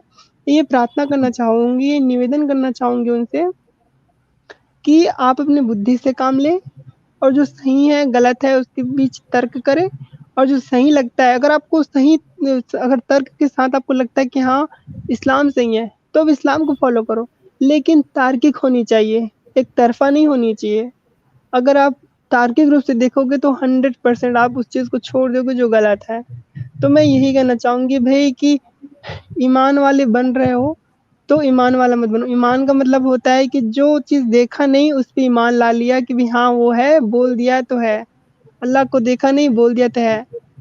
ईमान वाले से अच्छा समिअना व तर्कवादी बनो। अताअना, कुरान की जो तालीम है मुसलमानों के लिए वो ये है कि समिअना व अताअना, हमने सुना और हमने इताअत की, हमने मान लिया। बस उसमें सवाल नहीं करना है आपको। हाँ, तो यही है मेरा विचार उनके लिए कि वे तर्कवादी बने और सही-गलत में फैसला करके फिर सत्य का चुनाव करें। बिल्कुल, बिल्कुल। नीरज सिंह जी 400 रुपीज़ का कंट्रीब्यूशन किए, thanks a lot Neeraj ji. ये सूरह माइदा सूरह नंबर 5 वर्स नंबर 32 और 33 के बारे में लिख रहे हैं और ये स्टैंडर्ड वर्स होती है मुसलमानों के पास और ख़ास करके ज़ाकिर नाइक एमबीबीएस ने इसका इस्तेमाल बहुत किया है डिबेट्स में और उनके लेक्चर्स में कि जिसने एक मासूम का कत्ल किया उसने सारी इंसानियत का कत्ल किया और जिसने एक मासूम की जान बचाई उसने सारी इंसानियत की जान बचाई। तो और इसी का डिबंक भी खुद नीरज जी कह रहे हैं कि ये it is copy pasted from Talmud as it's addressing children of Israel.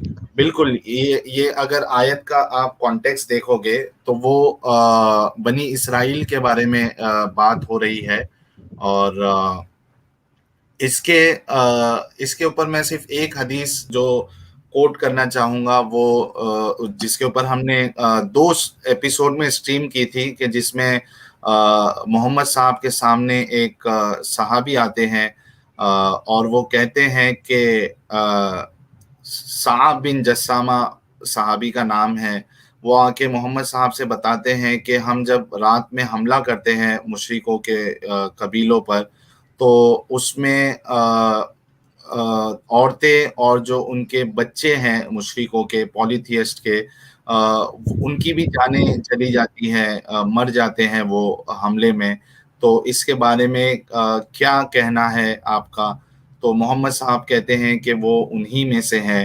तो आप खुद सोचिए कि अगर एक मासूम का कत्ल करना सारी इंसानियत का कत्ल करना है तो मोहम्मद साहब खुद इसमें फिट नहीं बैठ रहे हैं क्योंकि जो बच्चे होते हैं वो तो मासूम होते हैं और वहाँ पे जो बच्चे मर रहे थे रात के अटैक की वजह से तो मोहम्मद साहब को वो जो नाइट रेड है उसको रुकाना चाहिए था, लेकिन उसको रुकाने के बजाय मोहम्मद साहब का ये कहना कि वो खुद उन्हीं में से है। तो इस आयत का अगर हम देखें तो मोहम्मद साहब खुद इसमें फिट नहीं बैठ रहे हैं। तुषार करण जी भी स्ट्रीम को देख रहे हैं और वो कह रहे हैं कि वेरी इम्प्रेस्ड यास्मीन जी, आपकी बातों से हमारे तुषार जी भी इम्प्रेस हुए हैं। और नीरज सिंह इस काफिर मासूम, देखिए काफिर तो मासूम नहीं होता है, लेकिन जो काफिर के जो बच्चे हैं यानी जो छोटे छोटे बच्चे हैं उनके बारे में बाकी हदीसें भी आई हैं कि बच्चा जब तक बालिग नहीं हो जाता है तो अल्लाह जो है उनका हिसाब नहीं करता। तो इस हिसाब से अगर देखा जाए तो फिर वो उनका जब हिसाब ही नहीं हो रहा है, उनको अभी अकल आई नहीं है, तो फिर उनको फिर कैसे मासूम नहीं माना जाए?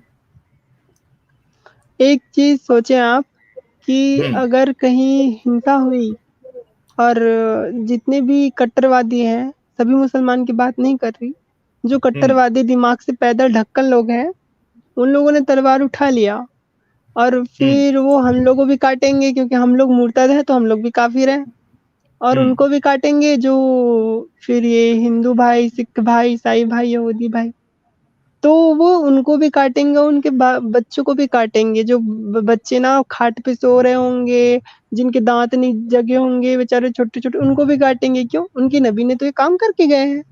उनके हम्म। नबी जो है उस चीज़ को वो, क्योंकि वो सुन्नत है, जो नबी ने बोल दिया उसका इनकार नहीं किया, जब उनको नबूवत मिल चुकी होती है तो वो सुन्नत में आती है। तो हम्म। ये तो सुन्नत है ना। ये चीज़ ना एक वायरल हुई थी बहुत, वो एक थी वीडियो थी, एक लड़की ना मतलब बुर्का पहनी थी और गणेश जी की वो मूर्ति ना वो तोड़ रही थी ज़मीन पर। हम्म। तो उसने कहाँ से सीखा? काबा में हम्म। मूर्तियाँ थी पहले, जो काबा के लोग थे, कबीलाई लोग, वो मूर्ति पूजक थे। अब मैं तो उसको सपोर्ट नहीं करती, मूर्ति पूजक जो भी पूजा भी इनकी धारणा है, अगर वो समाज के लिए गलत नहीं है तो अंधविश्वास तो सभी मज़हब में होता है, इसमें कोई दो मत की राय नहीं है।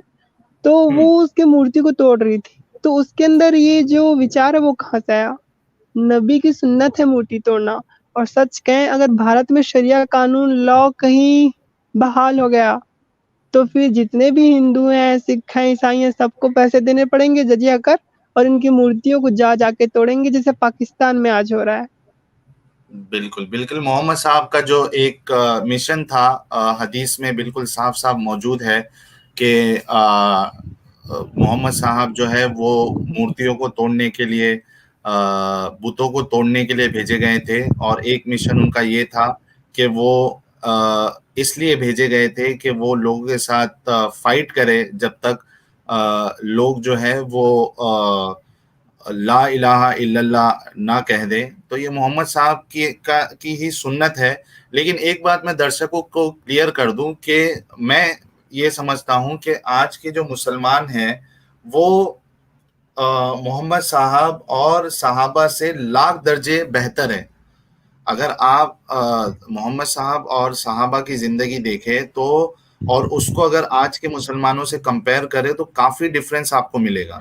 ये वो क्यों जी जिंदगी साहिल है ही जी? नहीं। सुनिए, जी। सुनिए, मैं आपसे एक सवाल करती हूँ। आप बोले कि आज के मुसलमान जो है वो हमारे जो नबी पाक सल्लल्लाहु अलैहि वसल्लम थे उनके सहाबा से अच्छे थे। अब मुझे एक चीज़ और हम्म। बताइए, वो क्यों अच्छे हैं? हम्म। क्यों अच्छे हैं?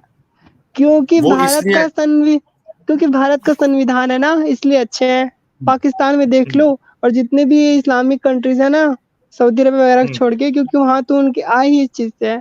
इसलिए वो हम्म। लोग यहाँ पर न्यूट्रल हैं, इसलिए वो अच्छे हैं, क्योंकि यहाँ भारत का संविधान है और गलत करेंगे तो उनको सज़ा मिलेगी। नहीं तो ना वही वो बन जाएँगे जो पहले थे, क्योंकि उनका तो अकीदा है कि मक्के की जो ज़िंदगी थी, जो मदीने की ज़िंदगी थी, उसमें हम जाएँ। देखे नहीं हो कितना तालिबान हम्म। को सपोर्ट करते हैं लोग।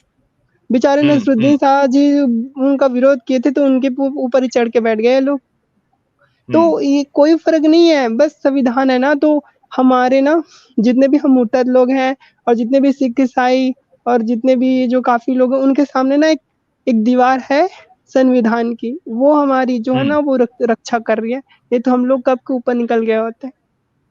हम्म।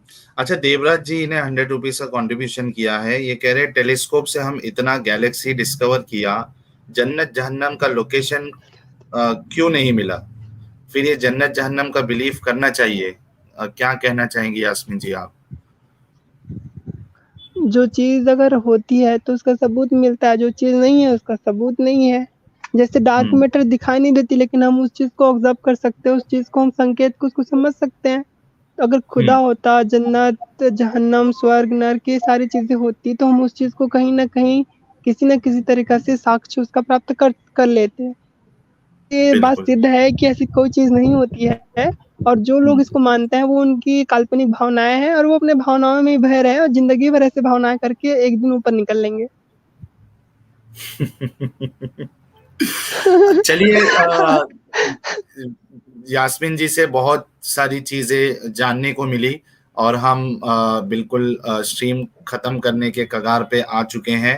अगर यास्मीन जी के लिए आपके पास कोई सवाल है तो आप सुपर चैट के जरिए या नॉर्मल कमेंट के जरिए आप उनके लिए सवाल रखिए ताकि वो जवाब दे दें। और 10 मिनट या मैक्सिमम 15 मिनट्स में अगर सवाल आते हैं तो हम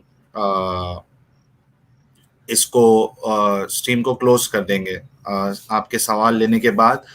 देखिए यास्मीन जी, आपके फैन फॉलोइंग अभी बढ़ती जा रही है। वैदिक रूट्स जी कह रहे हैं शी इज स्मार्टर देन साहिल। आप मुझसे भी ज्यादा स्मार्ट है। अरे बहुत नहीं।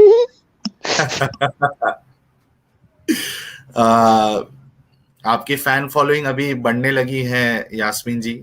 और आपके चैनल का अपडेट भी दे दूं कि 600 प्लस हो चुका है। हम कॉलर्स को आज नहीं लेने वाले हैं यशराज जैन जी।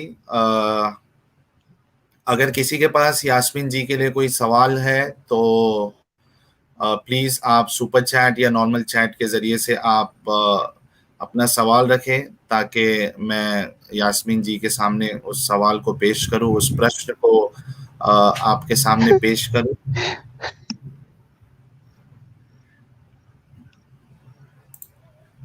ये कौन सा सवाल है? टी और कॉफी। यास्मीन जी, आपके घर वाले मान गए शादी के लिए। शादी कहाँ से आ गई यार?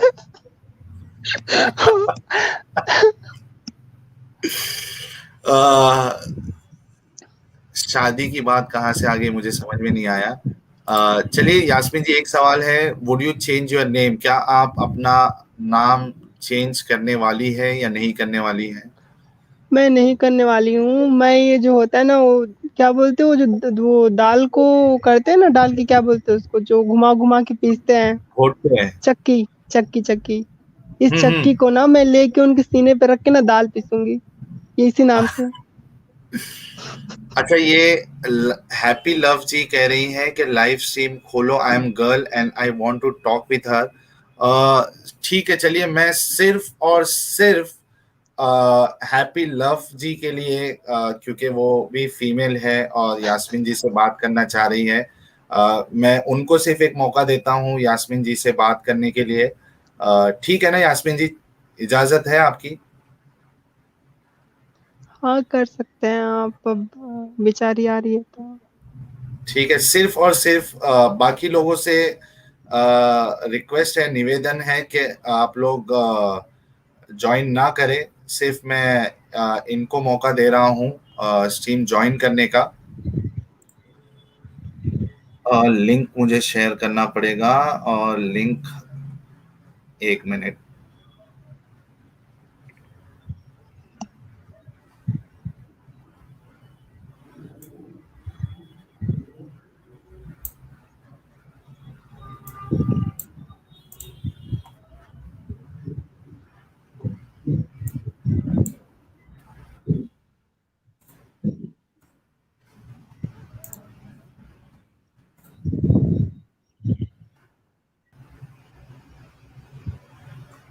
लिंक मैंने शेयर किया है हैप्पी लव जी आपके लिए सिर्फ।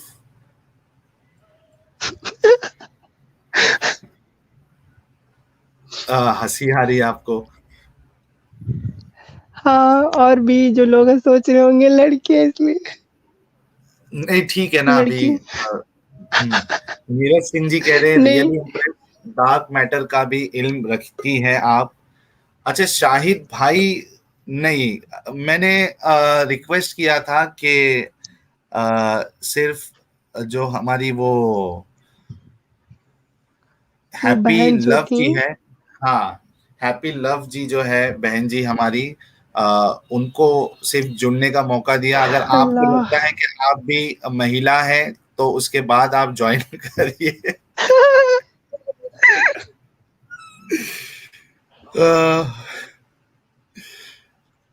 मैं इंतजार कर रहा हूँ। मीनवाइल अगर चैट में किसी को यास्मीन जी के लिए कोई सवाल है तो प्लीज आप रखें। यास्मीन जी, आपके चैनल के सब्सक्राइबर 631 हो चुके हैं। चलिए शाहिद भाई को एक बार मौका दे देते हैं आपसे गुफ्तगू करने का। शाहिद भाई बहुत बहुत शुक्रिया आपका। जी सर, साहिल भाई क्या हाल है? जी मैं बिल्कुल दुरुस्त हूँ, चंगा हूँ। आप अच्छा जी, बताइए आपका क्या हाल चाल है। मैं ठीक हूँ। अच्छा, मैंने जी चलिए। पूछना ये था, ये यास्मीन जी जो है वो किस मुल्क से बिलोंग करती हैं? हिंदुस्तानी है ये? यास्मीन जी, हमारे शाहिद भाई मैं आपसे कुछ भारतीय हूँ। सवाल कर रहे हैं। जी, मैं भारतीय हूँ, भारत से हूँ, यास्मीन। ये इसी देश से हूँ। हाँ, अच्छा, भारत में। अच्छा अच्छा अच्छा, ठीक हो गया, ठीक हो गया। अच्छा, जी। तो आप पिछली दफा भी आई थी तो मैं सुन रहा था आपको। तो अगर आप थोड़ा सा शॉर्ट सा आप मुझे बता देंगे कि आपके साथ हुआ क्या है जो आप इस्लाम को आपने छोड़ दिया है?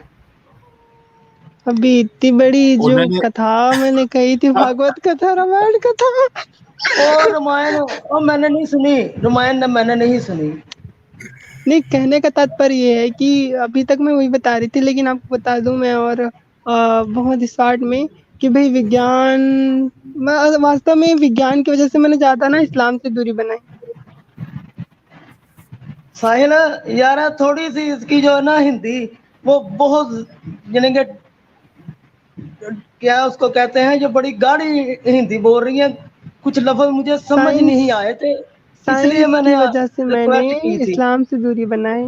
समझ में आया आपके, अच्छा मतलब आपको, जी, कि हाँ, मतलब पता नहीं मेरी भाषा ही समझ नहीं आ रही लोगों को। नहीं नहीं, आ रही, आप बोले, मैं सुन रहा हूँ।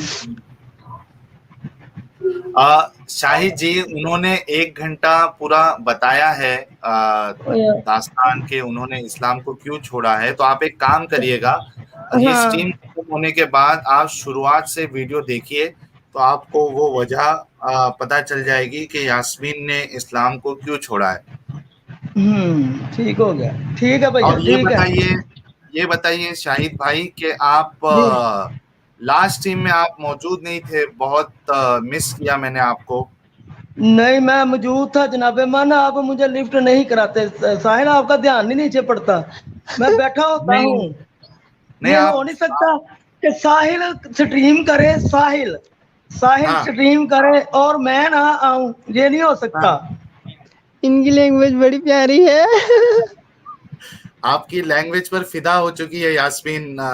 शाहिद भाई, ये पंजाबी जाना, बोल रहे हैं ना? हाँ, मैं ये पंजाबी भी पाकिस्तान बोल से लेना। है हमारे शाहिद भाई। अच्छा हाँ, अच्छा। ये हुई ना बात। यार मैं ना अच्छा आप कहना ये चाह, बोले बोले। शाहिद, थोड़ा देर रुकिए, आप हमारे साथ हैप्पी जी जुड़ चुकी है। हैप्पी जी, बहुत बहुत स्वागत है आपका स्ट्रीम में। Thank you. जी जी हैप्पी मैं जी आप। मैं इनको क्या ये कहना चाहती थी, हिंदी तो एकदम अच्छी है, इसलिए आप बहुत अच्छा हिंदी बोलते हैं, इतना अच्छा कि लोगों को, हमको ही नहीं समझ में आता। तो लोगों को लगता है कि आप शायद हिंदू हो, इसलिए इतना अच्छा हिंदी बोल सकती हो, फर्स्ट इसलिए लगा होगा, इसलिए आप पर इतना क्वेश्चन आ रहा है। और दूसरी बात ये है कि आपका मैंने वो देखा था, चैनल देखा था, उसमें आपने जो पॉइंट रखी है बहुत अच्छी रखी है। अब नेक्स्ट टाइम, क्योंकि साइंस पर लोग तो अब इंग्लिश में जो भी रिव्यू, मतलब जो भी कॉन्टेक्स्ट देते हैं वो इंग्लिश में देते हैं ना। आप हिंदी हिंदी में हदीस वगैरह का जो रेफरेंस देंगे, जो नंबर के साथ, कोड के साथ, उसमें आप हिंदी में रेफरेंस देके जो स्क्रीन पर शेयर करेंगे, तो हम स्क्रीनशॉट करके, जिसको हिंदी नहीं आती, मतलब सॉरी, जिसको इंग्लिश नहीं आती, उसको दिखाने के लिए आसानी होगी, अच्छा होगा। जैसे कि हम साहिल सर लोगों का भी करते हैं स्क्रीनशॉट, पर सबको तो इंग्लिश नहीं आती ना। तो आप इतना अच्छा हिंदी बोल भी लेती हो और गर्ल भी हो, तो मैं आपको ये कहना चाहती थी कि कुछ भी कहिएगा तो हदीस ये सब का रिफरेंस हिंदी, आप हिंदी में अपने चैनल पे शो कीजिएगा, ताकि हम स्क्रीनशॉट करके लोगों को दिखा सके, बता सके, कुछ समझा सके। मेरे बहुत सारे दोस्तों का फिर क्या अवश्य मुस्लिम लोग अवश्य। सर, तो इसलिए ठीक है, जी समझी ना आप? वैसे आपका हिंदी बहुत जी जी। अच्छी है, जी समझ और गए। Good luck for your future. बहुत बहुत धन्यवाद। आपको मैं पर्सनल क्वेश्चन लगेगा तो फिर पूछूंगी। आप क्या नॉन मुस्लिम से आज आपका रिश्ता होगा तो क्या आप उनके साथ मैरिज करने प्रेफर करेंगी? सॉरी फॉर दैट बट अभी पूछ लिया। मैं इसके बारे में अभी कोई विचार नहीं किया मैंने, तो जब भी मैं विचार कर लूंगी तो आपको बता दूंगी। किस बारे में विचार? ये विवाह के बारे में पूछ रही है ना? अच्छा, विवाह के बारे में पूछ रही है। हाँ, वही पूछ रही हूँ कि आप जब भी नॉन मुस्लिम से शादी करी, मतलब आपका रिश्ता होगा तो आप क्या उससे शादी करना प्रेफर करेंगी? तो मैं ये हाँ, पूछ कोई रही भी थी। मजहब से चलेगा, बट होना चाहिए ऐसा अकीदा उसका होना चाहिए कि भाई कोई चीज ना सिर पे ला के ना रख दे कि हाँ इसको फॉलो करो। ठीक है, अब मुस्लिम में तो एथिस्ट आने लगे पर उतना नॉर्मली नहीं होते ना। हिंदुओं में तो बहुत आपको सारे मैं एथिस्ट बहुत है। बहुत पर्सनली धन्यवाद बोलना चाहूंगी क्योंकि आपने मेरी शादी की चिंता करी है। इतना तो मेरे अम्मी अब्बू भी नहीं करते।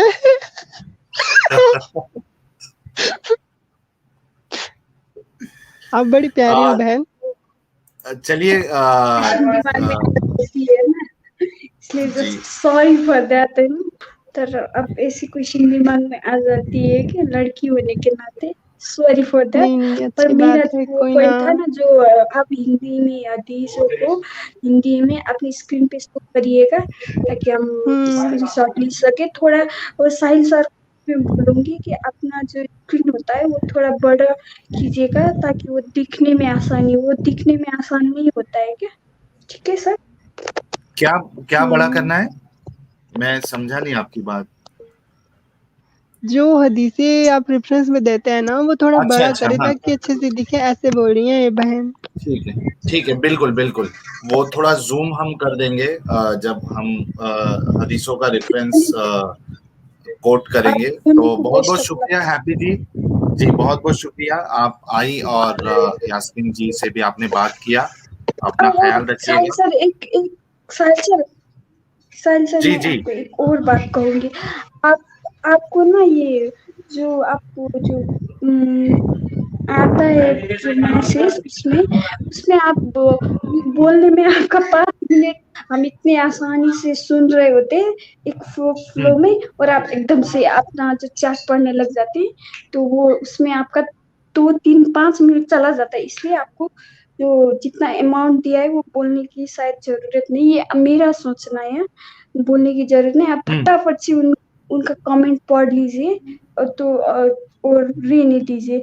अब वो पैसा वैसा सब बोलने लगेंगे, थैंक यू वैंक यू बोलने लगेंगे, टाइम चला जाता है। और आपको कमेंट पे बिल्कुल भी बोलते हैं ऐसा मत बोलिए, टाइम जा रहा है। ठीक तो सॉरी बट ये मेरा ठीक आपके लिए एक आइडिया सजेशन, जरूर जरूर हैप्पी जी, है। बहुत बहुत शुक्रिया सजेशन के लिए। बहुत बहुत वंस अगेन शुक्रिया कि आप स्ट्रीम ज्वाइन किया आपने। बहुत अच्छा लगता है कि जब एक नारी महिला या जो शक्ति जिसको कहा जाता है वो भी स्ट्रीम ज्वाइन कर कर अपनी बातों को सामने रखती है। बहुत बहुत शुक्रिया आपका। चैनल को आप देखते रहिए, वीडियोस शेयर करते रहिए और इस मोमेंट को आप सपोर्ट करते रहिए Happy ji. Best of luck आप दोनों को।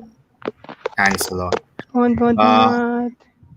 अच्छा, एक हिंदू विचारधारा से मैं बात करने से पहले आपके लिए एक सवाल है।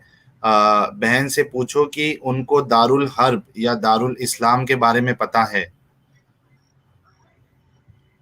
यास्मीन जी, आपको दारुल हर्ब और दारुल इस्लाम के बारे में क्या आपको पता है?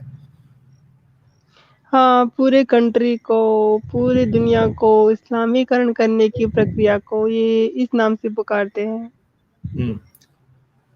दारुल हर्ब जो है वो जगह है जहाँ पे इस्लामी कानून नहीं है, और दारुल इस्लाम वो है जहाँ पे इस्लामी कानून है। जी। अच्छा, शाहिद भाई के लिए एक मैसेज है कि अपनी शक्ल दिखाओ नहीं तो मजा नहीं आता है। तो आप अपना कैमरा ऑन कर सकते हो, शर्माओ ना हो जाने जनाबे मन। ऑर्डर जारी करें साहिल, तस्वीर ऐसे आ जी, जाते हैं, ये कौन सी बड़ी बात है। ओहो हो, बहुत या स्मार्ट अल्लाह। लग रहे हो। तुसी बड़े स्मार्ट लग रहे हो आज। अरे और तुम केले की नहीं, तुम्हारे केले की नहीं बात, मुझे सब यही कहते हैं कि यार तुम स्मार्ट बड़े हो। स्मार्ट हो आप। हाँ, मुझे पता नहीं, है, इनकी मैंने लैंग्वेज वो बड़ी प्यारी लगती है ना। हाँ, अच्छा सिर्फ लैंग्वेज ही प्यारी लग रही है क्या शाहिद भाई भी प्यारे लग रहे हैं आपको यास्मीन जी? माशाल्लाह खूबसूरत दाढ़ी है नबी पाक की तरह।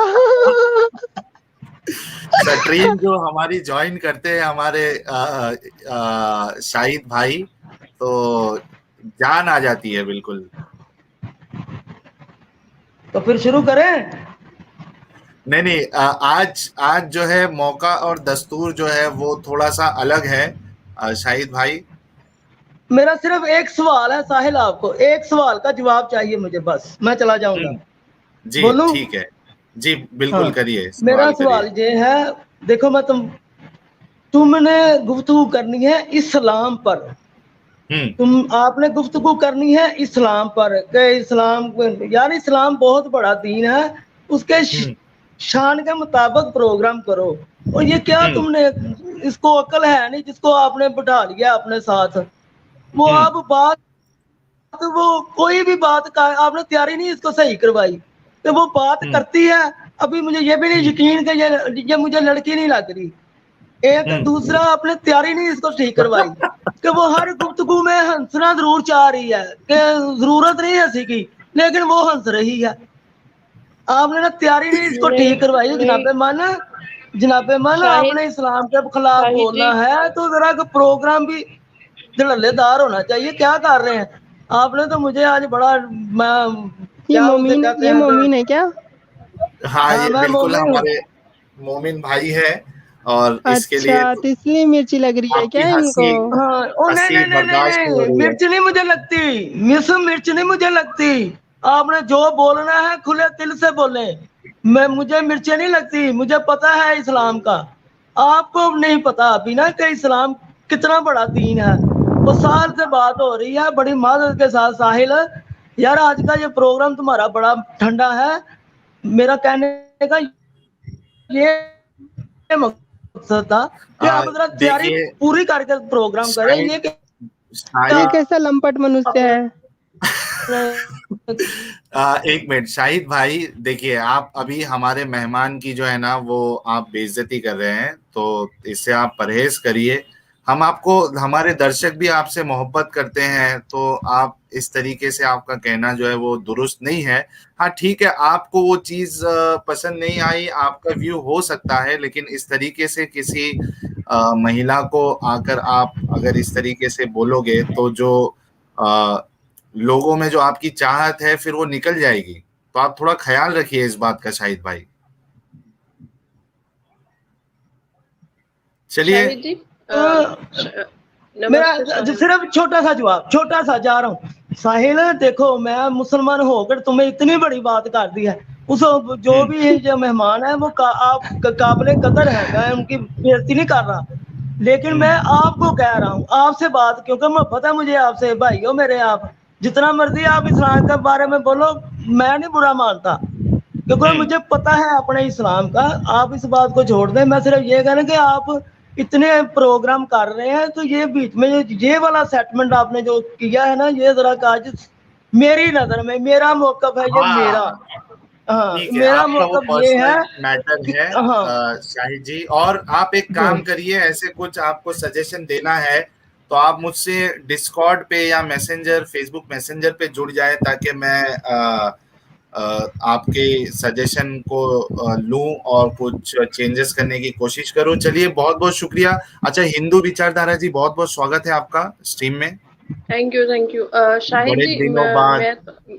बड़े दिनों मैं बाद ਤੁਹਾਡੇ ਨਾਲ आपका, ਗੱਲ करनी है। एक सेकंड साहिब। करो शाहिद मेहमान, जी, जिन्नी मर्जी। जी जी जी। ਪ੍ਰੋਬਲਮ ਕੀ ਹੈ ਨਾ ਕਿ ਜਦੋਂ ਇੱਕ ਮਹਿਲਾ ਆ ਜਾਂਦੀ ਹੈ ਨਾ ਸਕਰੀਨ ਤੇ, ਫਿਰ ਉਹ ਤੁਹਾਨੂੰ ਪ੍ਰੋਬਲਮ ਹੋਏਗੀ, ਬਿਲਕੁਲ ਹੋਏਗੀ।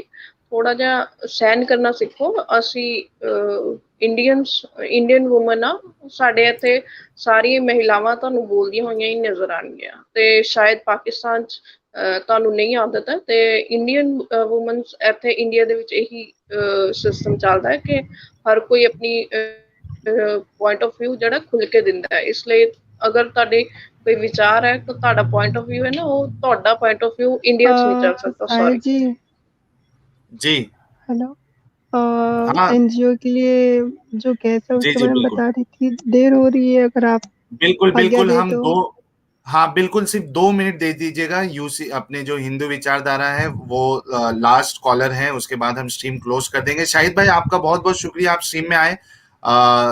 हिंदू विचारधारा जी ने जो आपको सजेशन दिया है, आप उसका थोड़ा ख्याल रखिए। मैं आपको अभी रिमूव कर रहा हूँ क्योंकि यास्मीन जी को भी जाना नहीं, है। कल बात होगी साहिल, कल बात बिल्कुल करेंगे, बिल्कुल जितने कल कल कल बात करेंगे। जी बिल्कुल, बहुत बहुत शुक्रिया शाहिद जी। जी हिंदू विचारधारा जी, यास्मीन जी को भी जाना है। अगर आपको उनसे कुछ गुफ्तगू करना है 2-3 मिनट, तो the stage is yours. Thank you Sahil. Welcome Yasmin. मैं तो हमेशा प्रमोट करती हूँ वुमेन वर्सेस को, तो मेरा हमेशा सपोर्ट रहेगा। मैंने आपका चैनल सब्सक्राइब कर लिया, तो मैं आती रहूँगी जब भी आपको ज़रूरत पड़ेगी, तो सपोर्ट करने में आपके चैनल को आती रहूँगी। तो एक बड़ी बहन के नाते मेरा आपको 100% सपोर्ट है। आपको बहुत बहुत धन्यवाद, आपने मेरा, आप बोले कि आप मेरे सहारा बनोगी, बहुत बहुत धन्यवाद। नहीं तो ये जो लंपट था वो तो अजीब तरह से बोल रहा था, और मैं, छोड़ो अब मैं क्या बोलूं। ठीक है, अभी वो है नहीं, और जो है उनके बारे में उनको तो हिंदू विचारधारा जी ने जवाब दे दिया है। थोड़े असल में वो हमारे जो शाहिद भाई है, थोड़ा बचपन वाला उनका क्रैक दिमाग है, तो आप क्रैक उनको है। बच्चा समझ के माफ कर दीजिए यास्मीन जी। जी हिंदू विचारधारा जी, और भी कुछ आपको ऐड करना है या फिर हम क्लोज करें स्ट्रीम को? नहीं नहीं, मैं बस यही कहूँगी कि मेरी तरफ से आप लोगों को सपोर्ट है। कई बार मैं नहीं आ पाती हूँ, मुझे पता है, लेकिन मैं बाद में स्ट्रीम देख लेती हूँ। मतलब डोंट वरी, मैं आपकी वीडियोस को काफ़ी जगह पे शेयर कर रही हूँ, काफ़ी जगह पे मैं आपको प्रमोट कर रही हूँ। अब मैं यास्मीन जी को भी करूँगी, तो हमारी तरफ से 100% आपको सपोर्ट है। बस यही कहूँगी, और जितने लोग देख रहे हैं मैं उनसे भी रिक्वेस्ट करूँगी कि प्लीज़ शेयर कीजिए वीडियोस, और आसपास के अपने लोगों को बताइए, ताकि एक डिस्कशन तो शुरू हो ना, ताकि लोगों को जो ये बेसिकली जो एक्सट्रीमिज्म बढ़ रहा है, अगर हमें इसको सॉल्व करना है तो डिस्कशन शुरू हो हमारी सोसाइटी में। हमें अपनी कंट्री को आगे बढ़ाना है, तो एक कम्युनिटी पीछे नहीं रह सकती ना। अगर एक पूरी कम्युनिटी पीछे रह जाएगी, वो थोड़े रूढ़िवादी विचारों के साथ, तो हमारी कंट्री आगे नहीं बढ़ सकती। तो सबको एक साथ लेके चलना है, तो हमें डिस्कशन लेवल पे आना पड़ेगा, उनको भी साथ में लेके चलना पड़ेगा। तो thank you Yasmeen, thank you sir. जी बहुत बहुत थैंक्स अ स्वागत। लॉट हिंदू विचारधारा जी। मंदर दातर जी ने 5 पाउंड का कंट्रीब्यूशन किया है, थैंक्स अ लॉट। यास्मीन जी आपका बहुत बहुत ज्यादा शुक्रिया, आप आए और इस चैनल पे अपना कीमती वक्त दिया, और बहुत सी चीजें आपने बताई जो दर्शकों को भी अच्छी लगी, खास करके आपके जो हिंदी शब्दों का जो उच्चारण है, उस पे जो आपकी पकड़ है, वो भी सुन के बहुत अच्छा लगा हमें भी और दर्शकों को भी। एक अपडेट आपको ये भी दे दूं कि आपके चैनल के सब्सक्राइबर 650 हो चुके हैं, और जितने लोग इस वीडियो को बाद में देखने वाले हैं, आप सबसे भी रिक्वेस्ट है कि आप लोग यास्मीन जी के चैनल को सब्सक्राइब कर ले। मैंने डिस्क्रिप्शन में लिंक ऑलरेडी मैंने पेस्ट किया हुआ है यास्मीन जी के चैनल का। तो यास्मीन जी बहुत बहुत शुक्रिया। एक अपडेट हमारे दर्शकों के लिए ये है कि कल हमारी स्ट्रीम 9:30 पे होने वाली है, जिसमें हमने इनवाइट किया है एडम सीकर, जो कि एक एक्स मुस्लिम है और काफी काफी काफी काफी नॉलेजेबल है। तो आप लोग कल भी वक्त निकालिए और स्ट्रीम में जुड़ जाइएगा। यास्मीन जी कुछ फाइनल वर्ड्स या आखिरी पैगाम आप कुछ कहना चाहेंगी, उसके बाद हम स्ट्रीम को क्लोज कर देंगे। यही कहना चाहूँगी कि भाई, आप लोग देख रहे हो आसपास के वातावरण को, समाज को, परिस्थिति स्थिति को, तो थोड़ा अपना संभाल के रखें, इस समय बहुत बुरा चल रहा है। हो सकता है कि ऐसी परिस्थिति आ जाए कि हम लोग जो है देखते रह जाएँ, और जिनकी मैं बात कर रही हूँ, और कुछ लोग जो हैं वो इस चीज़ को समझ सकते हैं कि वो लोग अपना कुछ काम है वो कर दें। तो ठीक, इतना ही। जी, चलिए बहुत-बहुत शुक्रिया दर्शकों, अपना ख़्याल रखिएगा, चैनल को आप सपोर्ट करते रहिए, वीडियो को शेयर करिए, कमेंट करिए, और जितने व्यूअर्स जिन्होंने अभी तक चैनल को सब्सक्राइब नहीं किया है, वो सब चैनल को सब्सक्राइब कर ले, और यास्मीन जी के चैनल को भी सब्सक्राइब कर लीजिए। स्ट्रीम को हम क्लोज करते हैं। शुक्रिया वंस अगेन यास्मीन जी। गुड नाइट दोस्तों, जय हिंद, वंदे मातरम।